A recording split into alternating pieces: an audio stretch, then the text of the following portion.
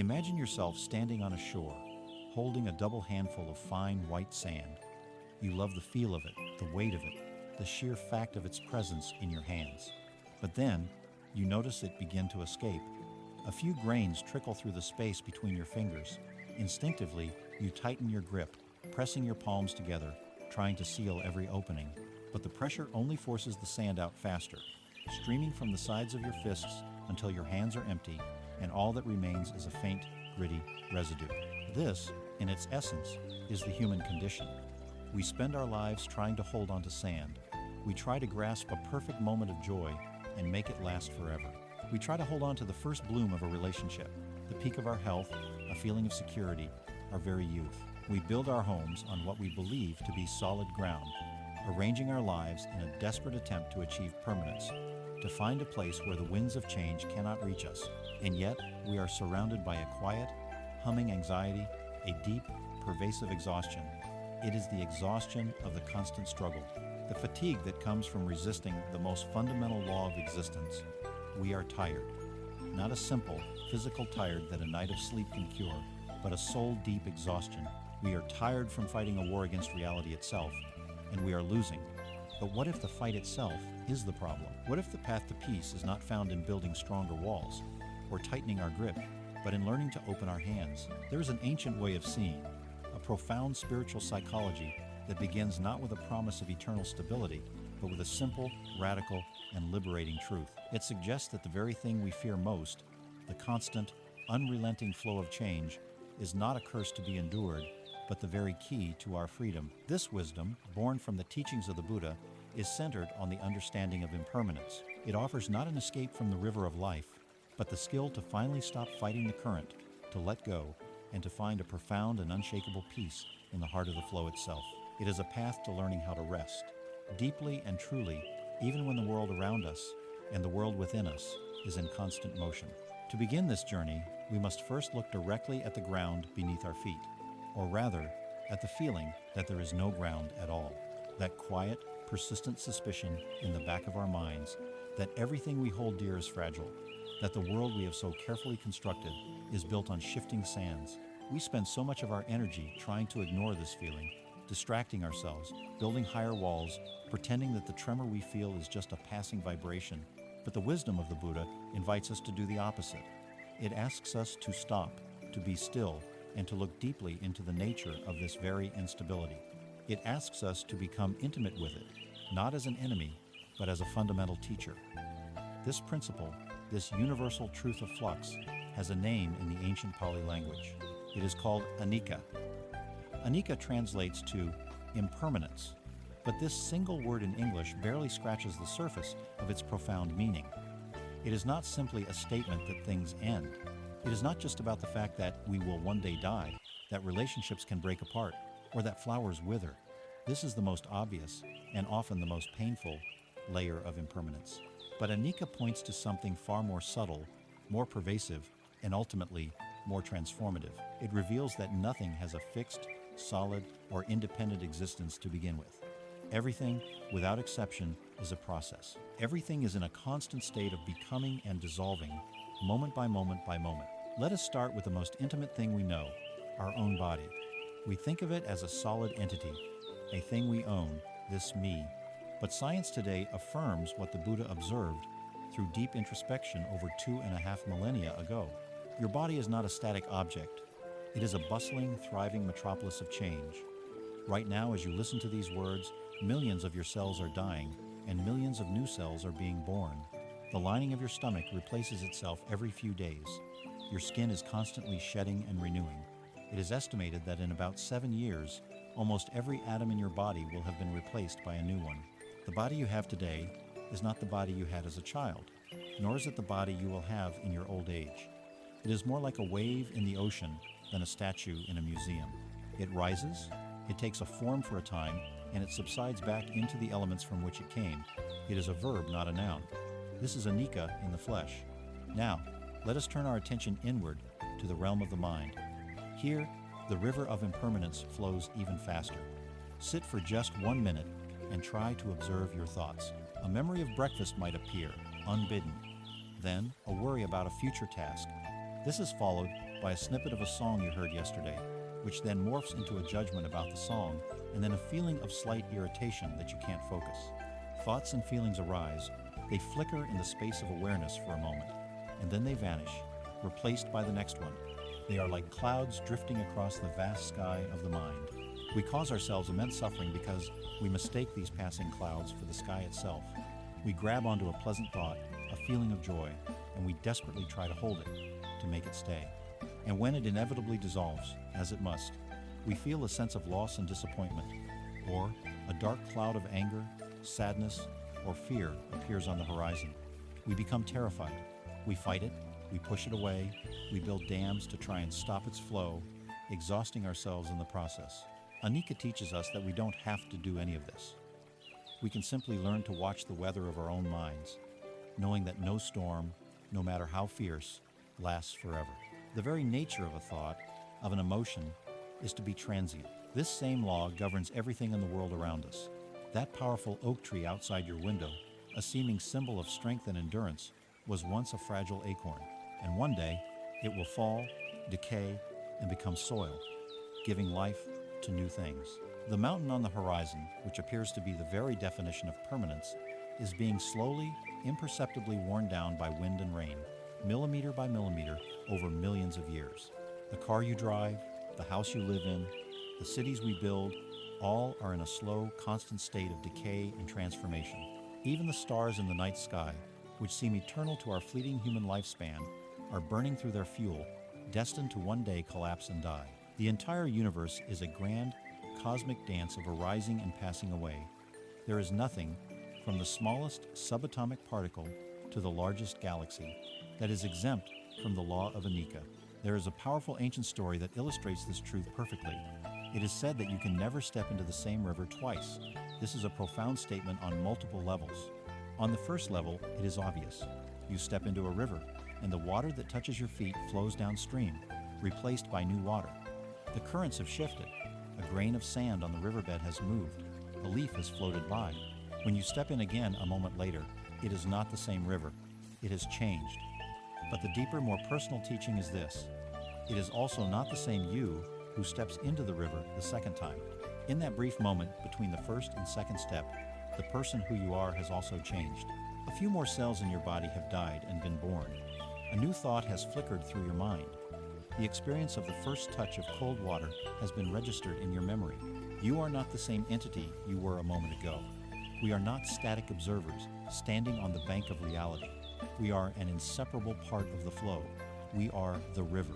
Life is not a series of still photographs that we can collect and hold.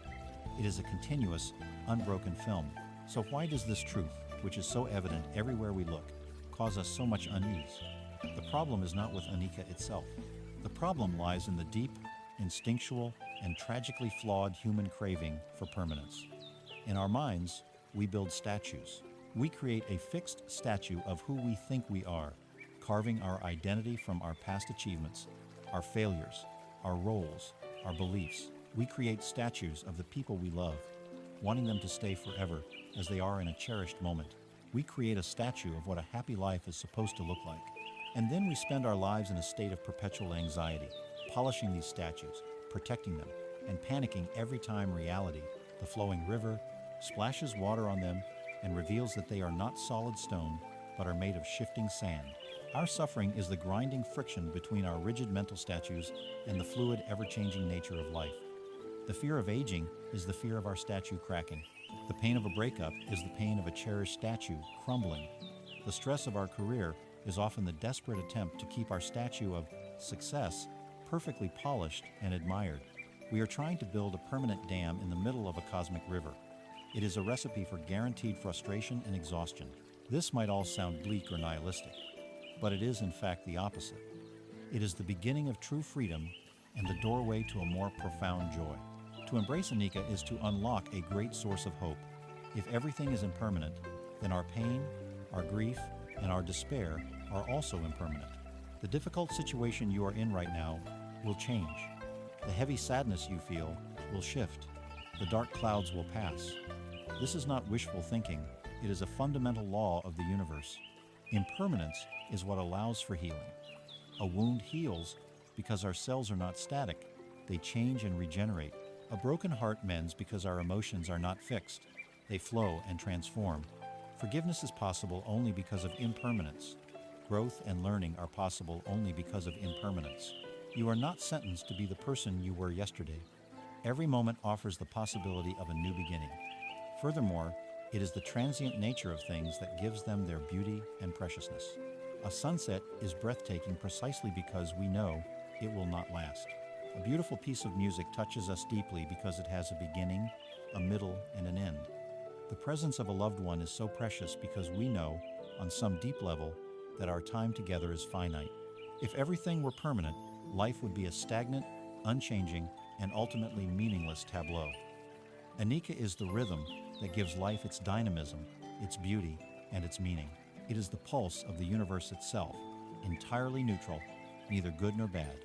It simply is. So if impermanence itself is neutral, a simple fact of existence like gravity, why is our experience of it so often filled with pain, with struggle, with a deep and aching dissatisfaction? To understand this, we must look not at the river itself, but at the way our minds react to it. We must explore the nature of the second arrow we so often shoot into ourselves. This brings us directly to the heart of the Buddha's first noble truth, the truth of what he called Dukkha. We have seen that the universe, from the spinning of galaxies to the firing of our own neurons, is governed by the ceaseless, neutral law of Anicca, or impermanence. The river of reality is always flowing. Logically, this should not be a problem. It is simply the way things are. And yet, for so many of us, our lived experience is not one of neutral acceptance. It is one of friction, of unease, of a fundamental disquiet. It feels as though we are walking with a pebble in our shoe. No matter how beautiful the scenery, there is a constant, low-grade irritation, a sense that things are not quite right. This pervasive feeling of dissatisfaction, this fundamental out-of-jointness with life, is what the Buddha identified as the core human problem. He gave it a name, Dukkha. This Pali word is often translated as suffering, but its meaning is far richer and more subtle. It is not only the great dramatic sorrows of life, like grief, despair, or agony. Dukkha includes those, but it also encompasses the subtler experiences, the background hum of anxiety, the stress of meeting deadlines, the disappointment when things don't go our way, the boredom that arises when there is nothing to distract us, the vague feeling that something is missing even when life is good. It is the inherent unsatisfactoriness of a life spent resisting the flow of impermanence. Dukkha is the bumpiness of the ride when the axle of our mind is not aligned with the road of reality. To truly understand its nature and how we create it for ourselves, we must explore one of the most practical and profound teachings of the Buddha, the parable of the second arrow. Imagine a person walking through a forest. Suddenly, out of nowhere, an arrow strikes them in the leg. The physical pain is immediate, sharp, and intense. This is the first arrow. It represents the unavoidable pains of life that are an inherent part of human existence. It is sickness, loss, rejection, accidents, and the simple fact of our bodies aging. It is the raw, unfiltered experience of pain that comes with being alive in a world governed by Anicca. No one, no matter how wise, wealthy, or virtuous, is immune to these first arrows. They are a given. But then the story continues. The wounded person, instead of simply tending to the wound, begins to think. They lament, "Why me?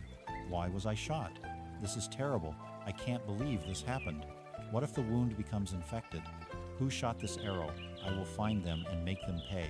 My whole day, my whole week is ruined. This always happens to me. I have such bad luck." This torrent of thoughts, this narrative of grievance, fear, and anger is the second arrow. And this arrow, the Buddha taught, is one that we shoot into ourselves. The first arrow causes pain. The second arrow causes suffering. The first is physical or circumstantial.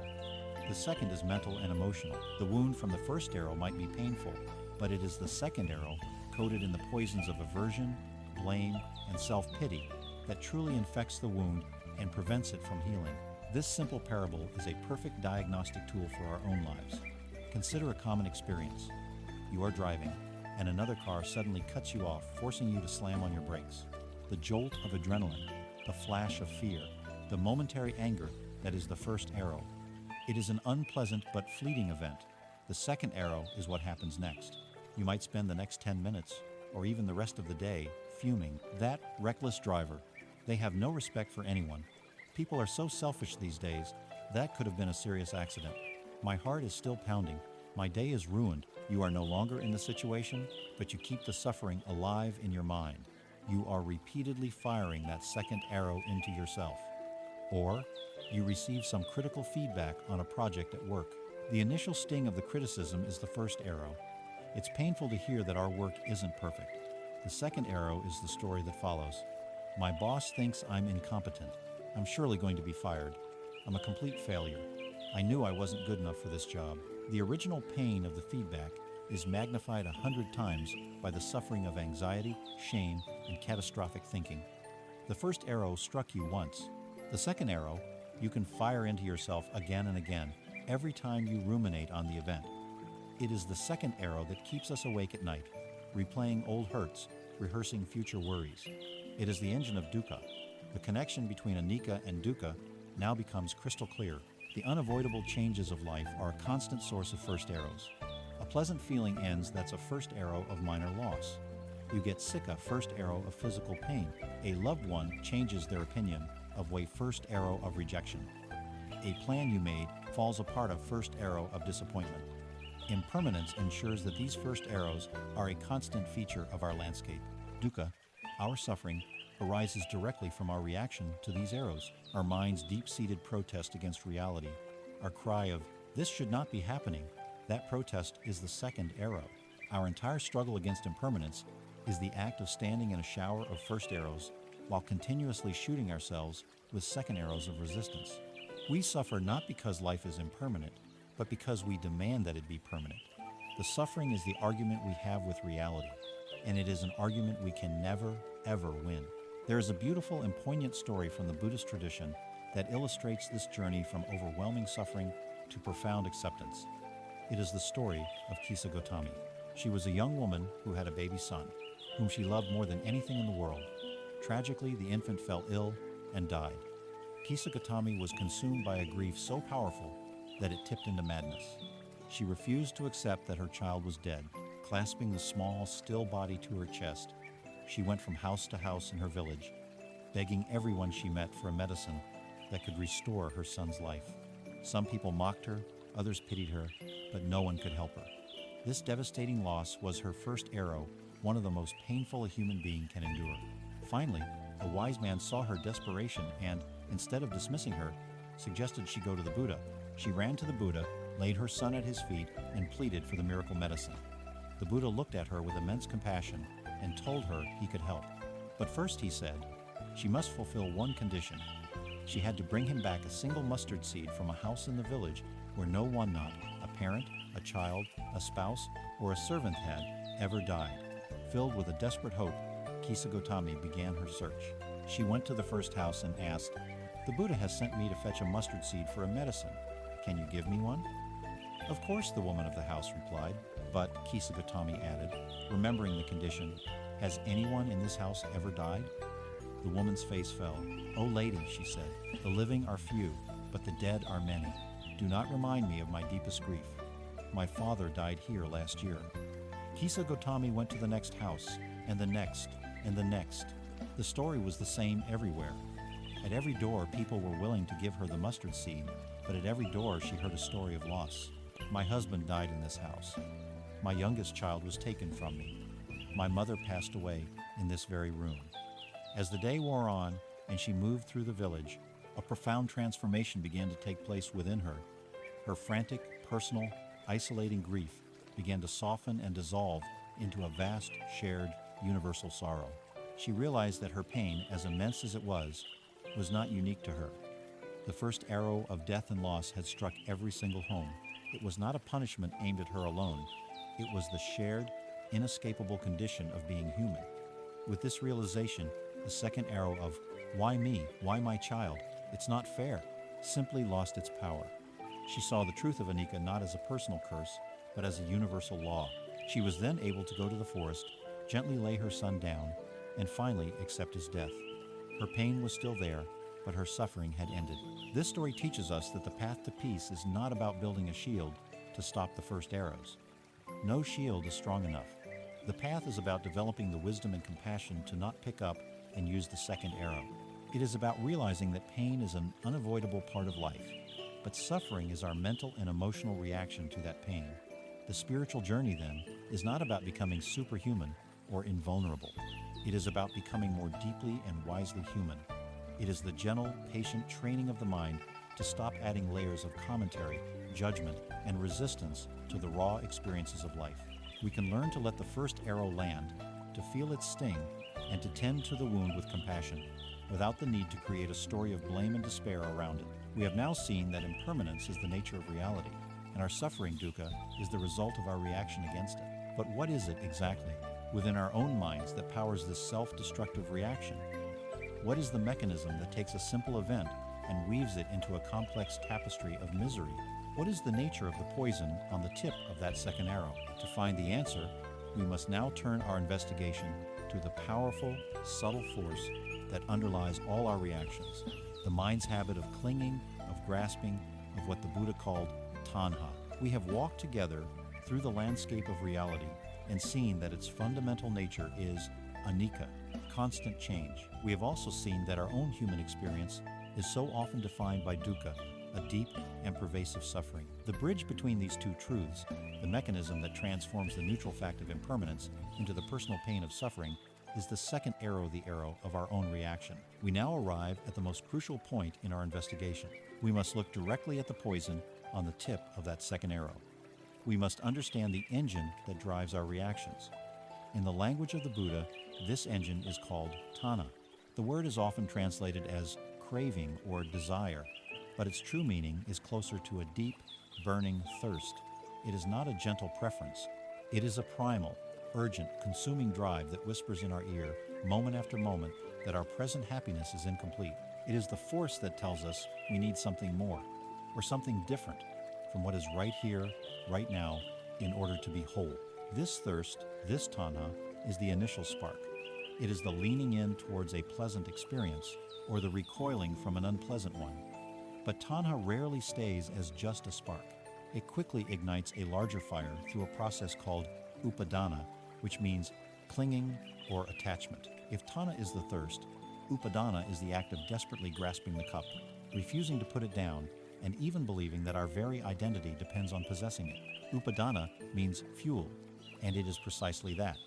It is the fuel that we add to the small fire of craving, turning it into a raging inferno of suffering.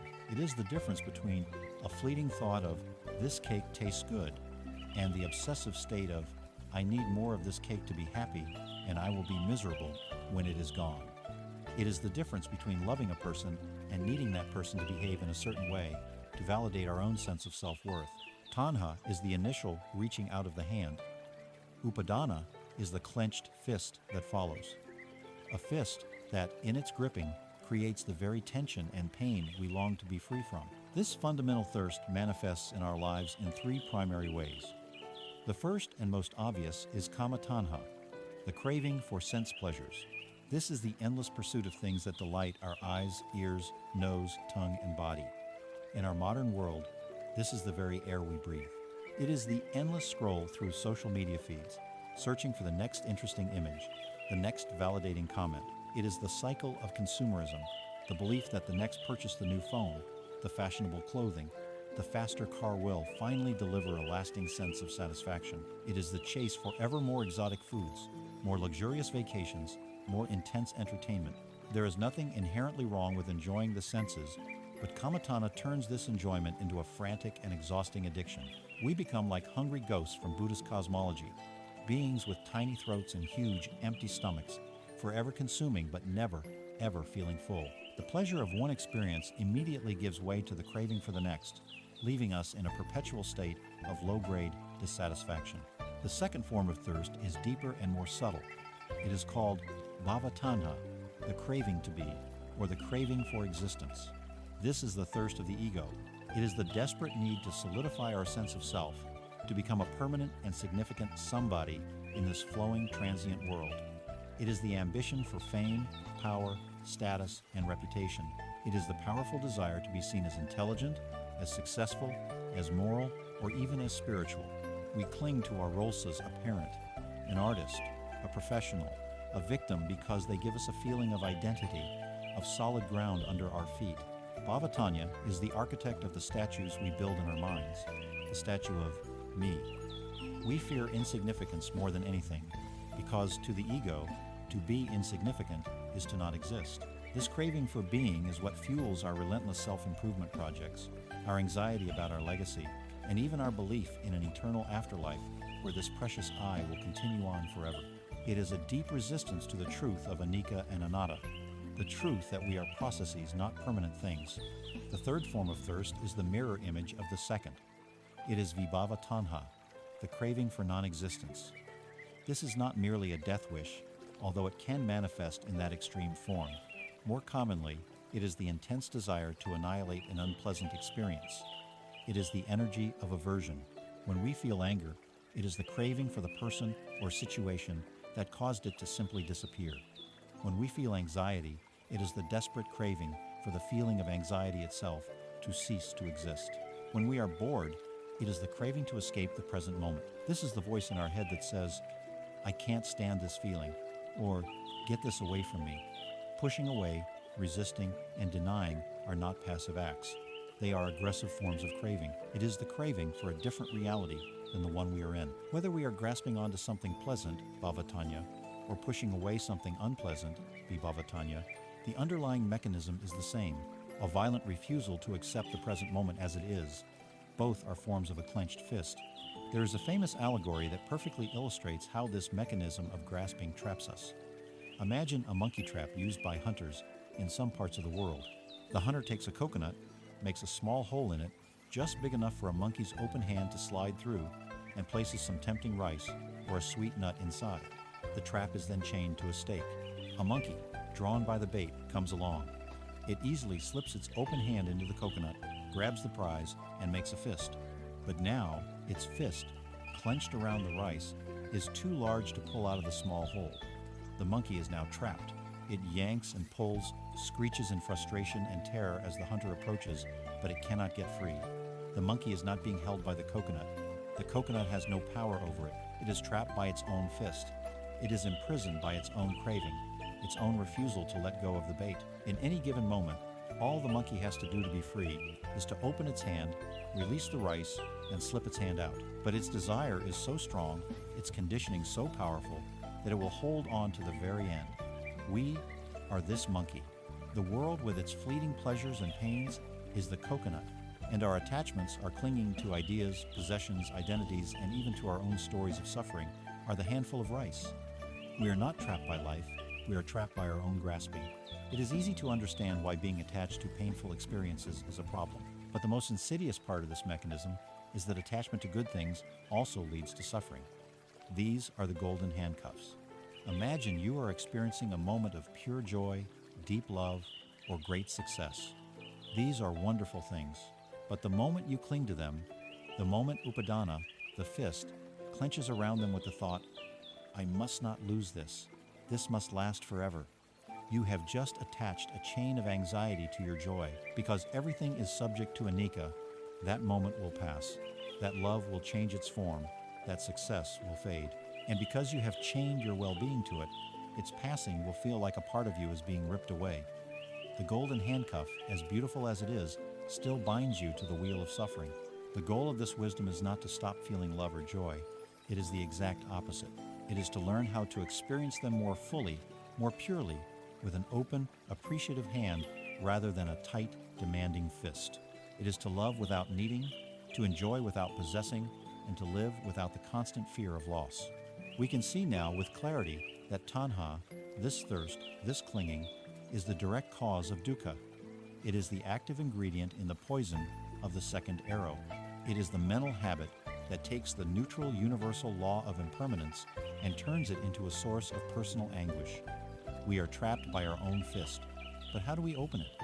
This grasping feels so automatic, so reflexive, so much a part of who we are. It is a habit ingrained over a lifetime of conditioning. How can we possibly begin to loosen this grip? To do so requires a new kind of inner technology, a capacity not of more doing, but of simple seeing. We need a way to watch the process of grasping as it happens, without judgment and without being swept away by it. We need to shine a light into the dark, unconscious corners of our own minds where these habits live. This light, this gentle, steady, non-judgmental awareness is the practice of sati. It is the art of mindfulness. We have journeyed into the heart of our own inner world and found the source of our entrapment. We have seen that the flowing, changing nature of reality, Anicca, is not the problem. We have seen that our suffering, Dukkha, is a self-inflicted wound, the second arrow we fire into ourselves. And we have identified the mechanism of that firing, the poison on the arrow's tip, the burning thirst of Tanha, the clenched fist of attachment. We are the monkey, trapped not by the coconut, but by our own desperate refusal to let go of the bait. This realization, while profound, can also feel disheartening. This grasping, this clenching, feels so automatic, so deeply ingrained, that it seems impossible to stop. It happens in the dark, a reflexive spasm of the mind that we are not even aware of until we are already caught in its grip. So, the crucial question becomes, how do we learn to open this hand? How do we stop a process that runs on autopilot? The answer is not to fight it with more force. The answer is to bring it into the light. We need to cultivate a new kind of inner faculty, a quality of awareness that can see our own mind at work. This faculty is the foundation of the path to freedom. In the Pali language, it is called sati. In English, we call it mindfulness. Mindfulness, in its essence, is the art of seeing clearly. It is not a belief system, a dogma, or a strange mystical state. It is a practical, psychological skill. It is the capacity to pay attention in a particular way, on purpose, in the present moment, and non-judgmentally. Let us unpack those three components, for within them lies the entire technology of liberation. First, we pay attention on purpose. This means mindfulness is an intentional act. It is the conscious choice to wake up from the dream of our habitual thoughts, to move from the passenger seat of our life, where we are driven by unconscious urges and reactions, into the driver's seat. It is the simple but radical decision to be present for our own life as it unfolds. Second, we pay attention in the present moment. Our mind has a powerful default tendency to live anywhere but here. It wanders into the past, replaying old conversations, dwelling on regrets and grievances, or it leaps into the future, rehearsing conversations that may never happen, spinning out webs of anxiety and fantasy. Mindfulness is the gentle but firm act of escorting our awareness back home, back to the only time that ever truly exists, right now. It is returning to the feeling of the breath entering and leaving the body, the sensation of our feet on the floor, the sounds occurring in the room. This is our anchor in the river of Anicca. The third component is the most challenging and the most transformative. We pay attention non-judgmentally. This means cultivating an attitude of radical acceptance towards our own inner experience. It means looking at our thoughts and feelings with the impartial curiosity of a scientist observing weather patterns rather than the harsh gavel of a judge passing sentence. When a wave of anger arises, the untrained mind says, "This is bad. I am a bad person for feeling this. I must get rid of it." This is judgment, and it is a form of aversion, another clenched fist. The mindful mind, however, simply notes, "Ah, I see that the feeling of anger has arisen. It feels hot in my chest. My jaw is tight." This is the experience of anger. By simply noting it, without condemning or identifying with it, we do not add the second arrow.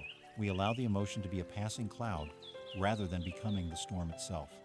This non-judgmental quality is the very essence of compassion applied to ourselves. It is what allows the tightly clenched fist of our resistance to finally begin to relax. With this understanding, we can see how mindfulness acts as a direct antidote to the poison of Tanha. Craving and attachment thrive in the darkness of our unconsciousness. They are automatic programs that run without our consent. Mindfulness is the act of turning on the lights. When a craving arises in a mindful mind, a new possibility emerges. Instead of being immediately swept away by the thought, "I need that," a space is created. In that space, we can simply observe, "Ah, there is the familiar feeling of wanting. A thirst has appeared in the mind."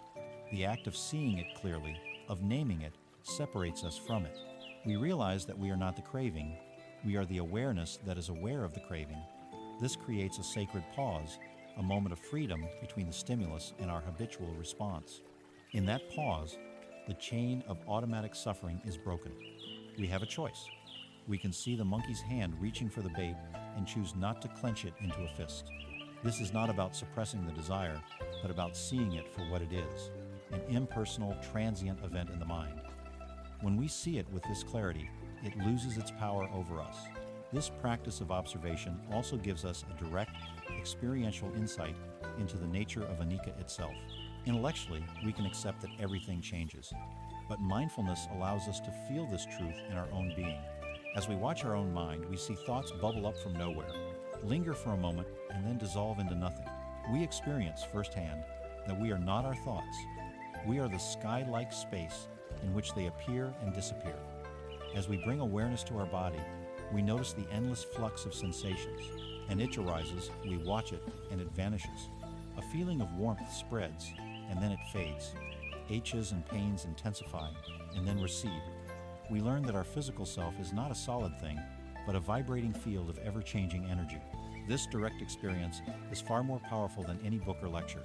It trains the mind to become comfortable with change, to see it as the natural, rhythmic pulse of life, rather than as a threat to our security. The ultimate expression of this practice is found in the story of a man named Bahia. He had practiced austerities for years, believing he was enlightened, until a celestial being told him that he was not, and that he should seek out the Buddha. Bahia traveled a great distance, and when he finally found the Buddha, he urgently pleaded for a teaching, sensing he did not have long to live. The Buddha, seeing his readiness, gave him one of the most profound and concise instructions on mindfulness ever recorded. He said, "Bahia, you should train yourself thus. In the seeing, there will be only the seeing. In the hearing, only the hearing. In the sensing, only the sensing. In the thinking, only the thinking. When for you there is only the seen in reference to the seen, only the heard in reference to the heard, then there will be no you in connection with that. When there is no you there, you are neither here nor there nor between the two. This, just this, is the end of suffering." This instruction points to the practice of bare attention. It is the art of stripping away our layers of commentary from the raw data of our senses. For example, when we look at a tree, we rarely just see the tree. We see a pattern of color and light, the raw seeing. Instantly, the mind overlays a concept, tree, then a specific label, oak tree, then a judgment, what a beautiful tree, then a desire, I wish I had a tree like that, and finally, a story of suffering, but my yard is too small, my life is so lacking.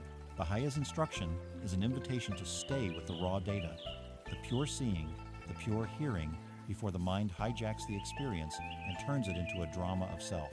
It is the practice of observing life before the second arrow is even notched. This is the deepest level of mindfulness, where the illusion of a separate, solid me who is doing the seeing and the suffering begins to dissolve. While this may sound lofty, the beauty of mindfulness is that it can be practiced in the most ordinary moments of our lives. You do not need a special cushion or a silent retreat. Your entire life is the practice ground.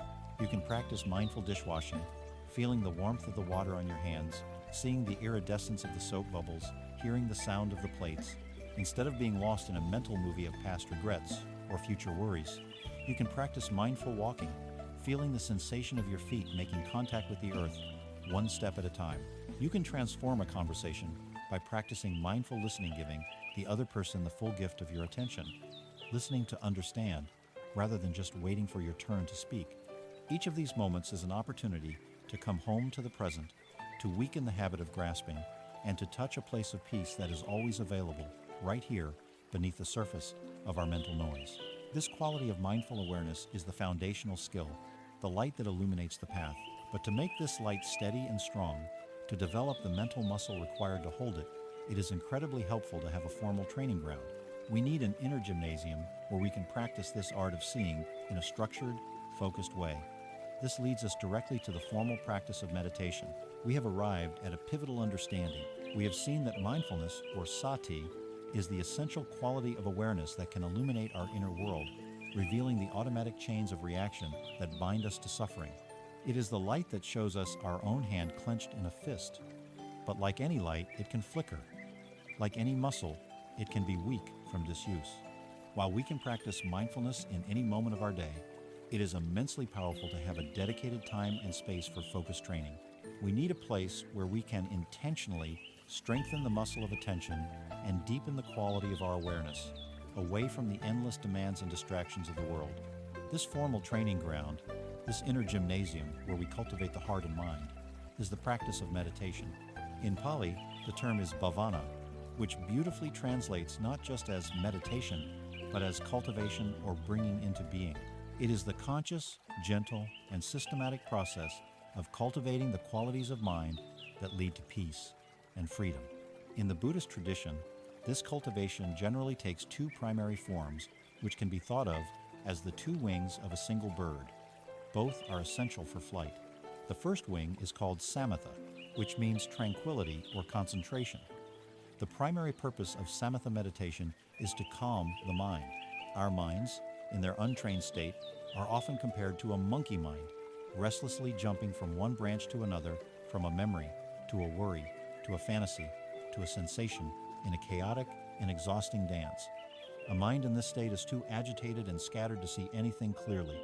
The practice of samatha is designed to gently tame this monkey mind. It involves training our attention to rest on a single, neutral object, such as the sensation of the breath. By repeatedly bringing our focus back to this anchor, we begin to gather our scattered mental energy. The mind gradually becomes less frantic, more settled, and more stable. The powerful metaphor for this process is a glass of muddy water. If you want the water to become clear, you don't try to force the mud out. You simply set the glass down and allow it to be still. Over time, the mud naturally settles to the bottom, leaving the water clear. Samatha meditation is the practice of creating this inner stillness. The second wing of the bird is called vipassana, which means insight or clear seeing.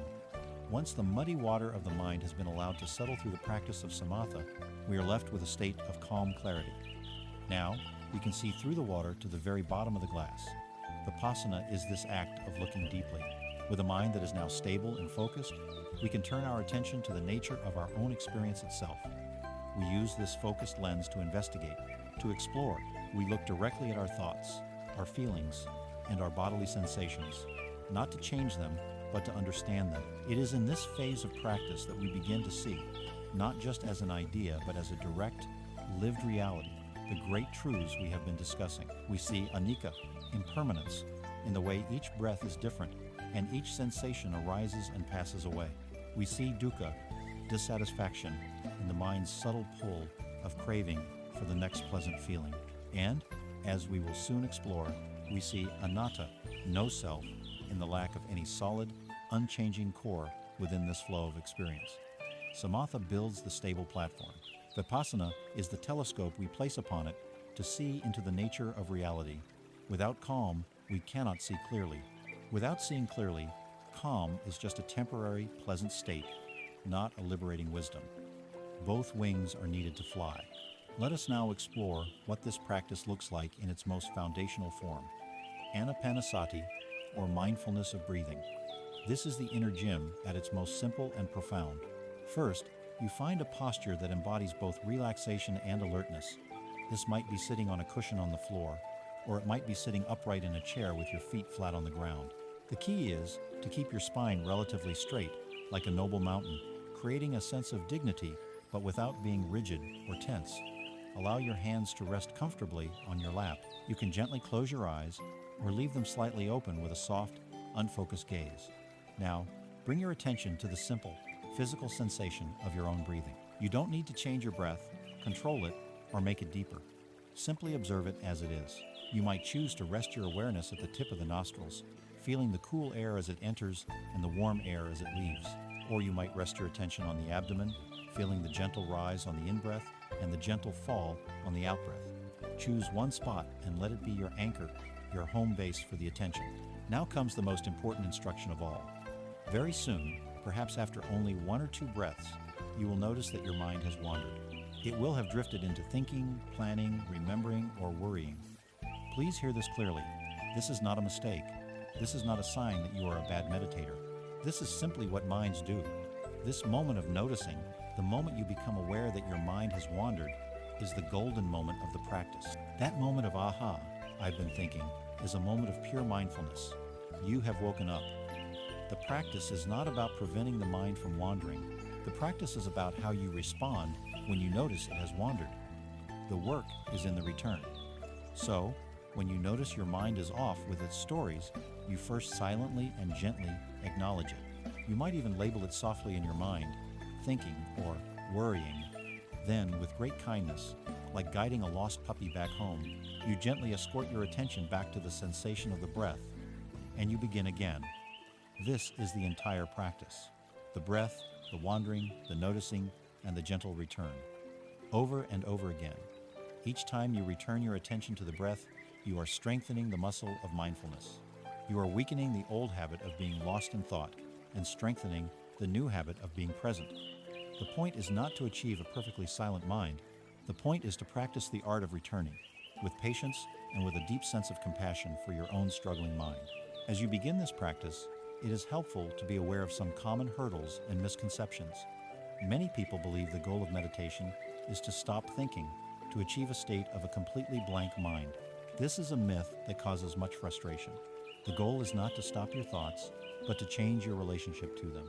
It is to learn to let thoughts come and go without getting on the train with them, to see them as passing clouds rather than as absolute truths. Another common thought is, I can't do this, my mind is just too busy. To this, the wise response is, wonderful, you are awake to the nature of your mind. Noticing the busyness is the first and most crucial step. You are not failing, you are succeeding at seeing the truth of your starting point. You wouldn't go to a gym and be discouraged that the weights feel heavy. The heaviness is the point. It is what you work with. The busyness of your mind is your weight to work with. There is no need to judge it, only to work with it, one breath at a time. This training is not religious. It is a form of mental hygiene, a universal human capacity. It requires no belief, only a willingness to sit, to be patient, and to observe your own experience with honesty and kindness. Through this simple but profound practice of formal meditation, we are doing something revolutionary. We are systematically calming the agitated waters of our mind. We are creating a space of inner stillness and clarity that is rare in our hyper-stimulated world. We are building a stable platform of awareness. And when we consistently engage in this practice, something remarkable begins to happen. The water doesn't just become clear, allowing us to see the pebbles and the transient fish of our thoughts and feelings more clearly. We begin to question the very nature of the water itself and the image of the me that is reflected within it. With a mind that is stable and an attention that is sharp, we gain the capacity to investigate the most fundamental assumption of our entire lives, the root of all our clinging and fear, the very idea of a solid, separate self. This courageous investigation brings us to the doorstep of one of the Buddha's most profound and liberating teachings, the truth of anatta, or no, self. We have now arrived at a truly profound and perhaps challenging juncture in our journey. We have used the practice of meditation to cultivate a mind that is calm, clear, and stable. With this sharpened light of awareness, we are now prepared to turn it towards the most intimate, most cherished, and most fiercely defended object in our entire universe, our own sense of self. This investigation leads us to what is often considered the most unique and liberating teaching of the Buddha, the teaching of anatta, or no self. It is essential from the very beginning to approach this idea with gentleness and to understand what it is not. The teaching of anatta is not a nihilistic declaration that you do not exist, or that life is meaningless. It is not a denial of your unique personality, your memories, or your experiences. Rather, it is a profound invitation to investigate how you exist. It suggests that we do not exist as a permanent, separate, unchanging entity, a little king or queen sitting on a throne inside our head, pulling the levers of the mind and body. Instead, it reveals that we exist as a dynamic, flowing, and wondrous process. To understand this is not to lose ourselves, but to be liberated from the prison of a limited and burdensome identity. To begin this investigation, let us turn to a famous encounter that took place over 2,000 years ago between a wise Buddhist monk named Nagasena and a sharp-witted Greek king named Melinda. The king, a man of logic and reason, wished to test the monk's wisdom. He approached Nagasena and asked, "What is your name, venerable sir?" Nagasena replied that he was known as Nagasena, but that this was merely a name, a designation, and that no permanent person could be found behind it. The king was intrigued and challenged him. With a sharp debater's wit, Nagasena then turned the question back on the king, who had arrived in a magnificent chariot. Nagasena asked, "Your Majesty, How did you arrive here? Was it on foot or in a vehicle? The king replied that he had come in a chariot. Excellent, said Nagasena. Then please, define for me what this chariot is. Is the chariot the wheels? No, venerable sir, replied the king. Is it then the axle, the frame, the reins, or the whip? To each question, the king had to reply, number. Then Nagasena concluded, is the chariot all of these parts combined? No, said the king. Is it something separate from these parts? Again the king had to say, number. Nagasena then declared, then, your majesty, I can find no chariot here at all. There is only a name, a convenient label we use. The king, humbled, agreed that chariot is just a conventional term for the coming together of all its parts in a functional arrangement. Nagasena then delivered the core of his teaching. Just so, your majesty. Nagasena is a convenient name, a designation for the coming together of the body, feelings, perceptions, mental formations, and consciousness. But if you look for a permanent, unchanging master who owns these parts, a self separate from them, it cannot be found. This is the very investigation we are invited to undertake with ourselves. We are to look at our own chariot. The Buddha provided a brilliant framework for this deconstruction, analyzing our experience into 5 categories, known as the 5 aggregates or skandhas. Let us look for the self in each one. First, there is form or rupa. This is our physical body and the entire material world. Is this body me? It seems so at first, but as we saw when we looked at Anicca, this body is in a constant state of flux. It gets sick, it ages, it is made of components that are constantly being replaced. If it gets injured, are we less of a self? The body is clearly a part of our experience, but it cannot be the permanent, unchanging owner of the experience. It is a part of the chariot, not the king riding in it. Second, there is feeling, or Vedana. This refers to the raw, immediate tone of any experience, which can be categorized as pleasant, unpleasant, or neutral. When you taste ice cream, there is a pleasant feeling. When you stub your toe, there is an unpleasant feeling. When you look at a blank wall, there might be a neutral feeling. Are these feelings me? They are even more fleeting than the body. Joy arises and is quickly replaced by contentment, which might give way to irritation or boredom. If we define ourselves by our feelings, our identity would shift from moment to moment. Feelings are like the weather passing through the landscape of our being. They are not the landscape itself. Third, we have perception, or sana. This is the faculty of the mind that recognizes, identifies, and labels. It is the part of the mind that says blue, tree, dog, sadness. It gives names to our experience. Is this process of labeling me? Our perceptions are heavily conditioned by our language, our culture, our past experiences, and our current mood. 2 people can look at the same piece of modern art, and one perceives it as brilliant, while the other perceives it as garbage. Perception is a useful mental function, but it is an unreliable and changing process, not a stable self. Fourth, and this is the category we most strongly identify with, are the mental formations or sankhara. This is a vast category that includes all of our thoughts, beliefs, opinions, moods, habits, biases, and volitional actions. This is the storyteller, the opinion haver, the worrier, the planner. We think, my beliefs are who I am, my personality traits are me. But let us look closely. Is a thought me? Thoughts arise unbidden and then vanish. If you were your thoughts, you would cease to exist between each one. Are your beliefs me? Beliefs can and do change over a lifetime. You do not hold the same beliefs you did as a child. Are your habits me? Habits can be changed with effort. These mental formations are more like well-worn grooves in the mind, habitual patterns of energy. They are the activity of the mind, not a fixed entity directing it. When you feel anger, are you the anger itself, or are you the awareness that knows anger is present? Sankhara is the whirring of the chariot's machinery, not its occupant. Finally, we come to the last and most subtle aggregate, consciousness, or vijnana. This is the raw faculty of knowing, the bare awareness that is present when we see, hear, taste, touch, or think.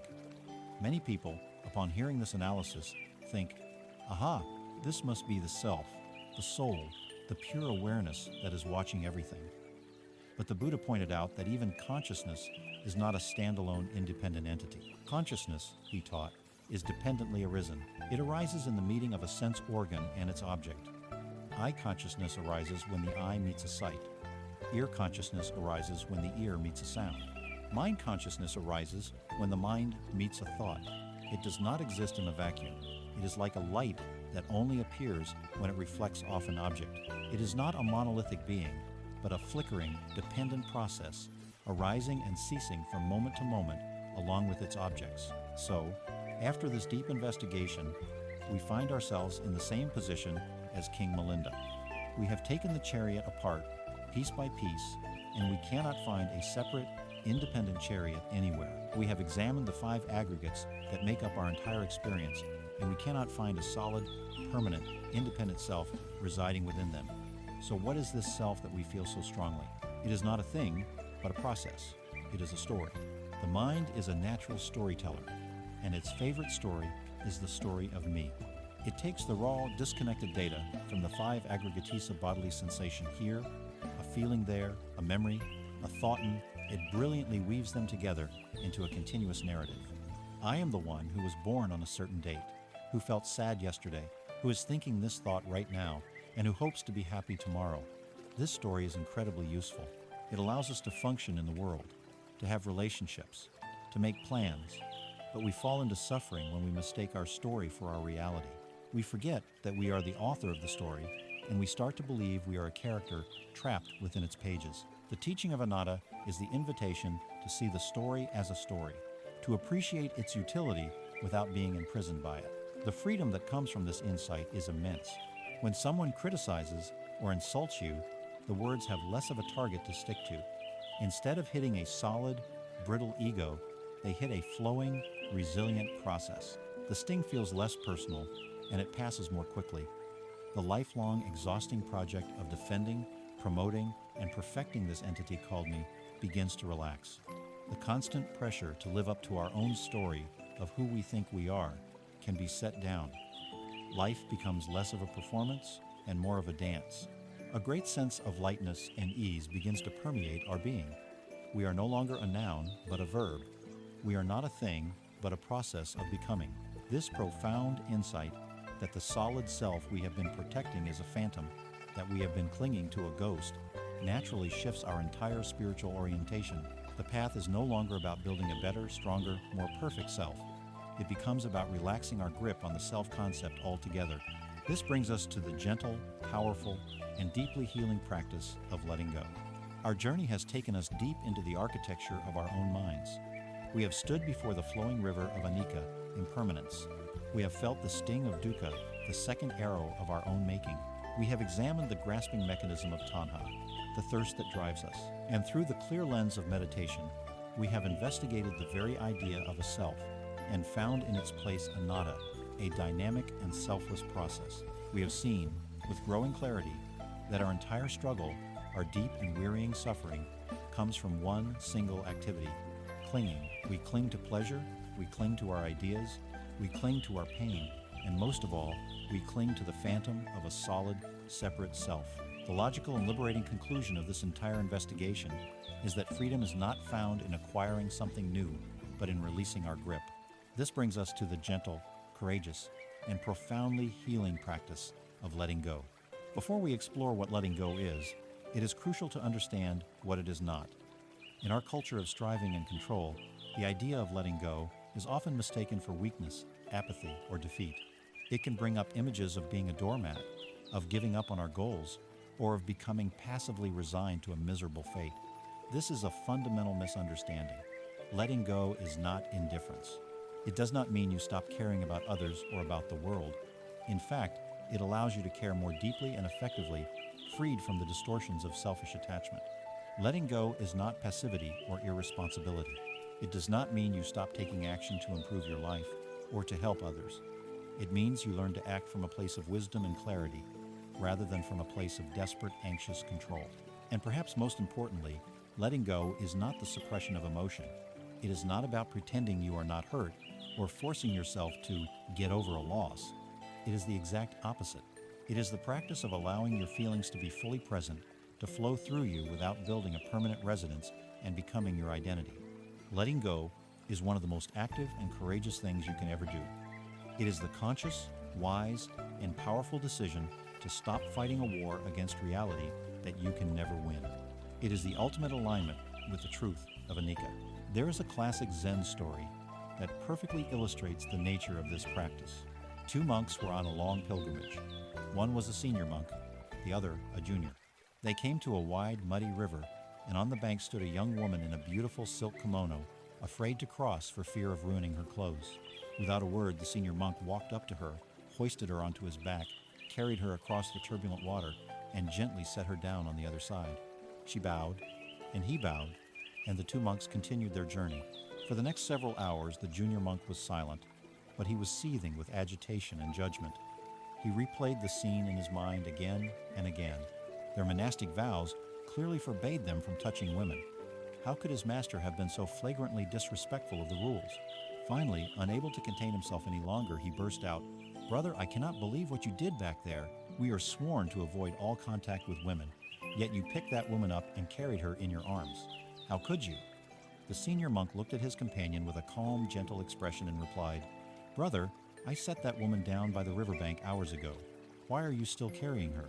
This story reveals the heart of our predicament.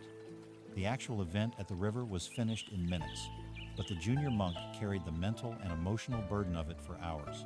He was clinging to his rules, his judgments, and his indignation. We all do this.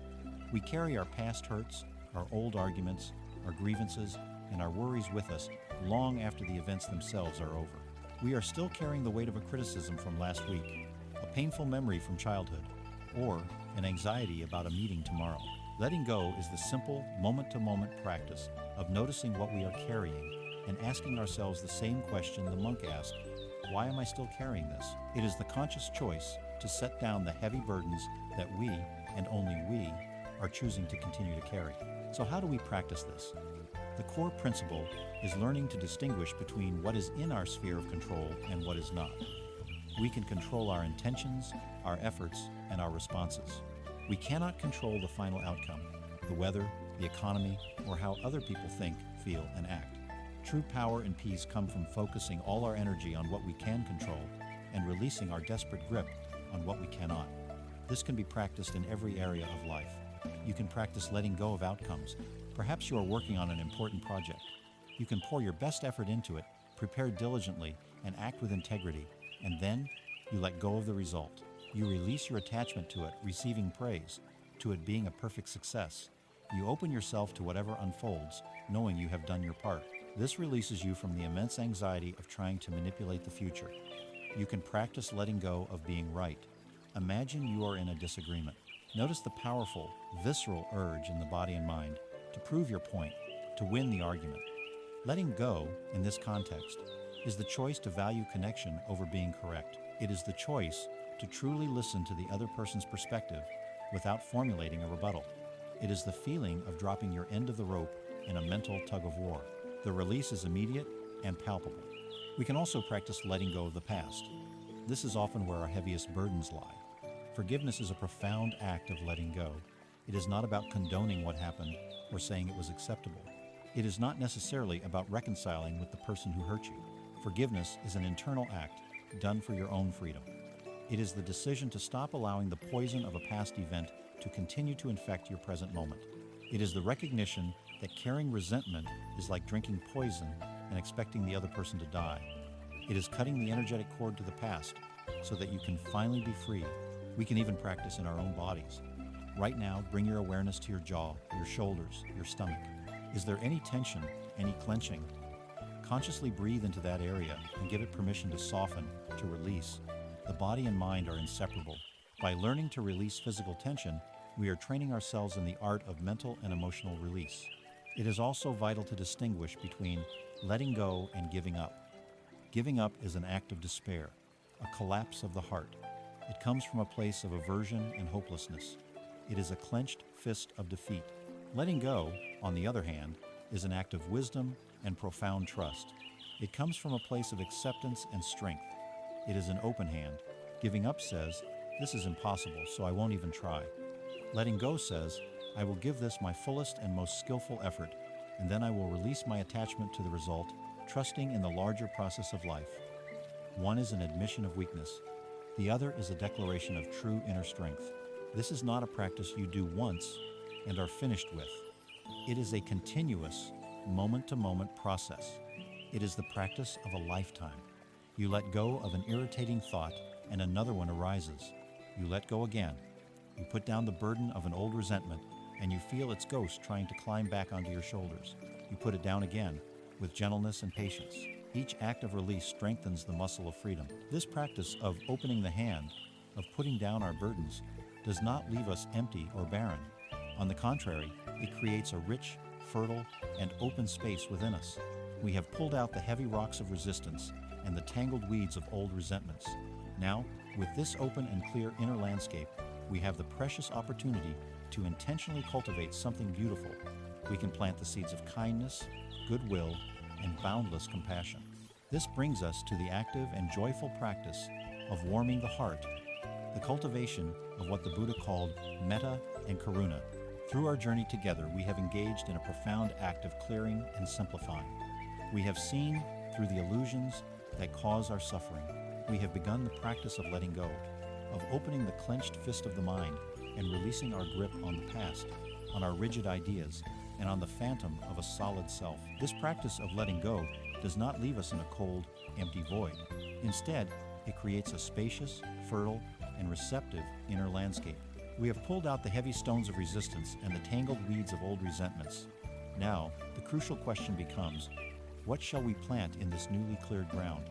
The wisdom of the Buddha's path is not merely about emptying, but also about filling. It is about actively and intentionally cultivating the beautiful, wholesome qualities of the heart. This brings us to the warm, radiant, and deeply nourishing practices of cultivating what are known as the Brahmaviharas, or the divine abodes. We will focus on the two foundational qualities, metta, which is loving, kindness, and karuna, which is compassion. Let us first explore metta. This Pali word is often translated as loving kindness, but it is more akin to a boundless, unconditional goodwill. It is not the romantic, possessive love we often see in movies, nor is it the transactional affection that depends on someone pleasing us. Metta is impersonal, universal, and radiant. The most powerful image for metta is the sun. The sun shines its warmth down on the earth without discrimination. It shines on the beautiful rose and the thorny weed, on the saint and the sinner, on the smooth stone and the jagged rock. It does not ask if a being is worthy of its warmth. It simply gives it freely. This is the quality of metta. It is the sincere, heartfelt wish for all beings, without exception, to be happy and well. It is a fundamental friendliness towards existence itself, a deep and abiding wish for the well-being of all that lives. The second quality, karuna, is compassion. If metta is the wish for all beings to be happy, karuna is the wish for all beings to be free from suffering. Karuna is the trembling of the heart in the face of pain, whether it is our own pain or the pain of another. It is not pity, which often has a subtle sense of looking down on someone from a superior position. Karuna is the recognition of our shared vulnerability, the feeling of empathy that says, I see your suffering, and it touches my heart. I wish for you to be free from this pain. It is the spring from which all genuine altruistic action flows. Metta and karuna are two sides of the same golden coin. Metta is the proactive wish for wellness, like watering a garden so the flowers may flourish. Karuna is the responsive wish for healing, like gently removing the weeds and stones that are impeding that growth. Together, they create a heart that is both resilient and profoundly open. In cultivating these qualities, there is one step that is both the most essential and often the most difficult. We must start with ourselves. In our society, we are often taught that focusing on ourselves is selfish or narcissistic. We are encouraged to be self-critical as a means of motivation, and our inner landscape is often dominated by a harsh inner judge. But the Buddha taught that true compassion for others is impossible without a foundation of compassion for oneself. The logic is simple and inescapable. You cannot pour water for others from an empty cup. Trying to do so leads to burnout, resentment, and a kind of brittle, inauthentic kindness. Self-compassion, or metta for oneself, is the act of filling our own cup so that our generosity can overflow naturally and sustainably. It means learning to treat ourselves with the same kindness and understanding that we would offer to a dear friend who is struggling. It is not self-pity, which gets stuck in the story of our own suffering. It is not self-indulgence, which seeks to escape pain through distraction. It is simply the courageous act of turning towards our own pain, our own imperfections, and our own struggles with a heart of warmth and acceptance rather than cold judgment. It is the radical permission to be a flawed, struggling, worthy human being. Like mindfulness, metta and karuna are not feelings we must passively wait for. They are trainable skills, virtues of the heart that can be intentionally cultivated through practice. The formal practice is a type of meditation, often called loving-kindness meditation. Let us walk through it gently. You begin by finding a comfortable and relaxed posture. You might even place a hand gently over your heart as a physical gesture of kindness towards yourself. And you begin with you. You silently repeat a series of simple, heartfelt phrases directed at your own being. Classic phrases include, may I be safe, may I be happy, may I be healthy, may I live with ease. As you repeat the phrases, the words themselves are less important than the intention behind them. Try to truly feel the wish. What would it feel like to be truly safe, to be truly happy and at ease? Allow a sense of warmth, gentleness, and acceptance to permeate your body and mind. You will likely notice the inner critic arising with judgments like, this is silly, or I don't deserve this. Simply notice those thoughts as clouds passing by, and gently return to the phrases and the warm intention. Once you have established a stable sense of kindness for yourself, you can begin to expand the circle. First, bring to mind a benefactor or a dear friend, someone for whom you feel easy and uncomplicated love and gratitude. Picture them clearly in your mind's eye, and now direct the phrases towards them. May you be safe. May you be happy. May you be healthy. May you live with ease. Feel the natural flow of your heart's goodwill moving outwards towards this beloved person. After some time, you can expand the circle to include a neutral person, someone you see regularly but have no strong feelings about, like a cashier at a store or a person you pass on the street. By directing the same phrases towards them, you are training your heart to move beyond its habitual likes and dislikes, to see the shared humanity in everyone. The more advanced stage of the practice involves bringing to mind a difficult person, someone who causes you irritation or frustration. This requires great care. The goal is not to condone their harmful actions or to force a false sense of friendship. The goal is to free yourself from the prison of your own anger and resentment. You recognize that their unskillful actions almost certainly come from their own deep suffering, their own confusion, and their own pain. From this place of wisdom, you can cautiously offer the wish. May you be free from the suffering that causes you to act this way. May you too find peace. This is a profound act of healing for your own heart. Finally, you expand your loving kindness outwards in all directions, front, back, left, right, up, and down, to encompass all living beings everywhere, friends, enemies, neutral people, humans, animals, all beings in all realms, without any exception. May all beings be safe. May all beings be happy. May all beings be healthy. May all beings live with ease. You rest in this boundless, universal field of goodwill. The transformative power of this practice is illustrated in the story of the Buddha and the raging elephant Nalagiri. A conspirator, seeking to murder the Buddha, arranged to have a ferocious elephant intoxicated and released onto the path where the Buddha was walking. The elephant, enraged and trumpeting, charged through the street, and people fled in terror. The Buddha's disciples begged him to run, but he remained calm. He did not prepare to fight or to defend himself with physical force.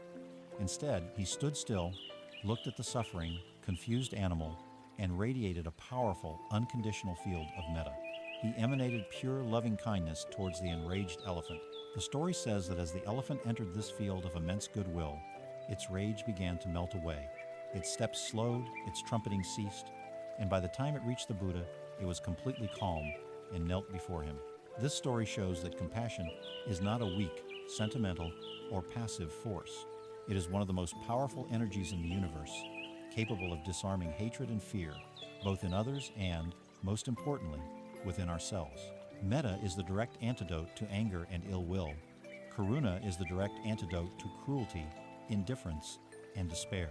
They provide the emotional resilience and the warm heart we need to face the difficult truths of existence without being crushed by them.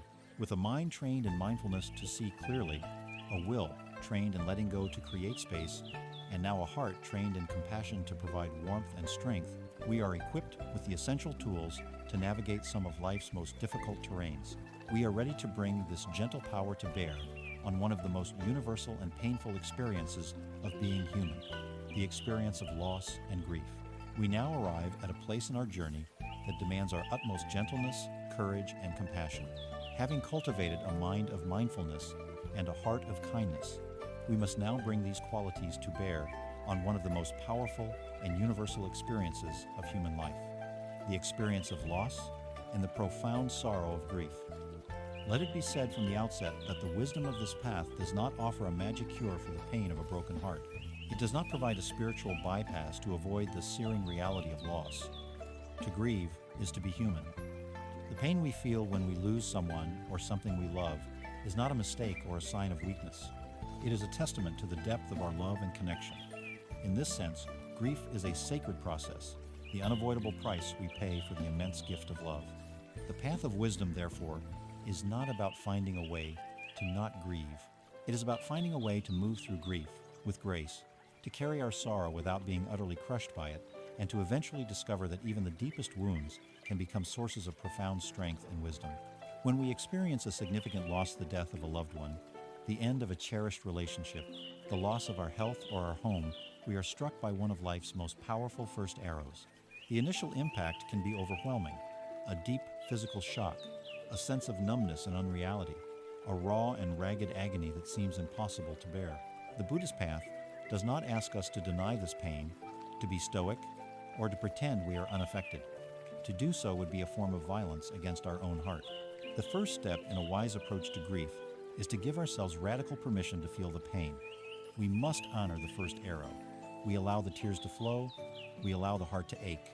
We recognize that this immense pain is a direct measure of our immense love. If we did not love so deeply, we would not grieve so deeply. There is a strange and fierce beauty in this, a recognition that our sorrow is the echo of our joy. The clean pain of grief, the first arrow, is unavoidable. But as we have learned, much of our prolonged suffering comes from the second arrows that we, in our confusion and anguish, shoot into ourselves. In the landscape of grief, these second arrows are plentiful and sharp. There is the arrow of regret, which whispers, "If only I had said this," or "If only I had done that." There is the arrow of guilt, which says, "I should have seen this coming," or "This is somehow my fault." There is the arrow of fear, "I will never be happy again. I cannot live without them." And there is the powerful arrow of rebellion against reality itself, the deep, primal cry of, "This should not have happened." Each of these thoughts, while completely understandable as expressions of our pain, is a form of resistance. It is the mind's desperate struggle against the unchangeable truth of Anicca, of impermanence. The loss has already occurred. That is the reality. The second arrows are our refusal to accept that reality.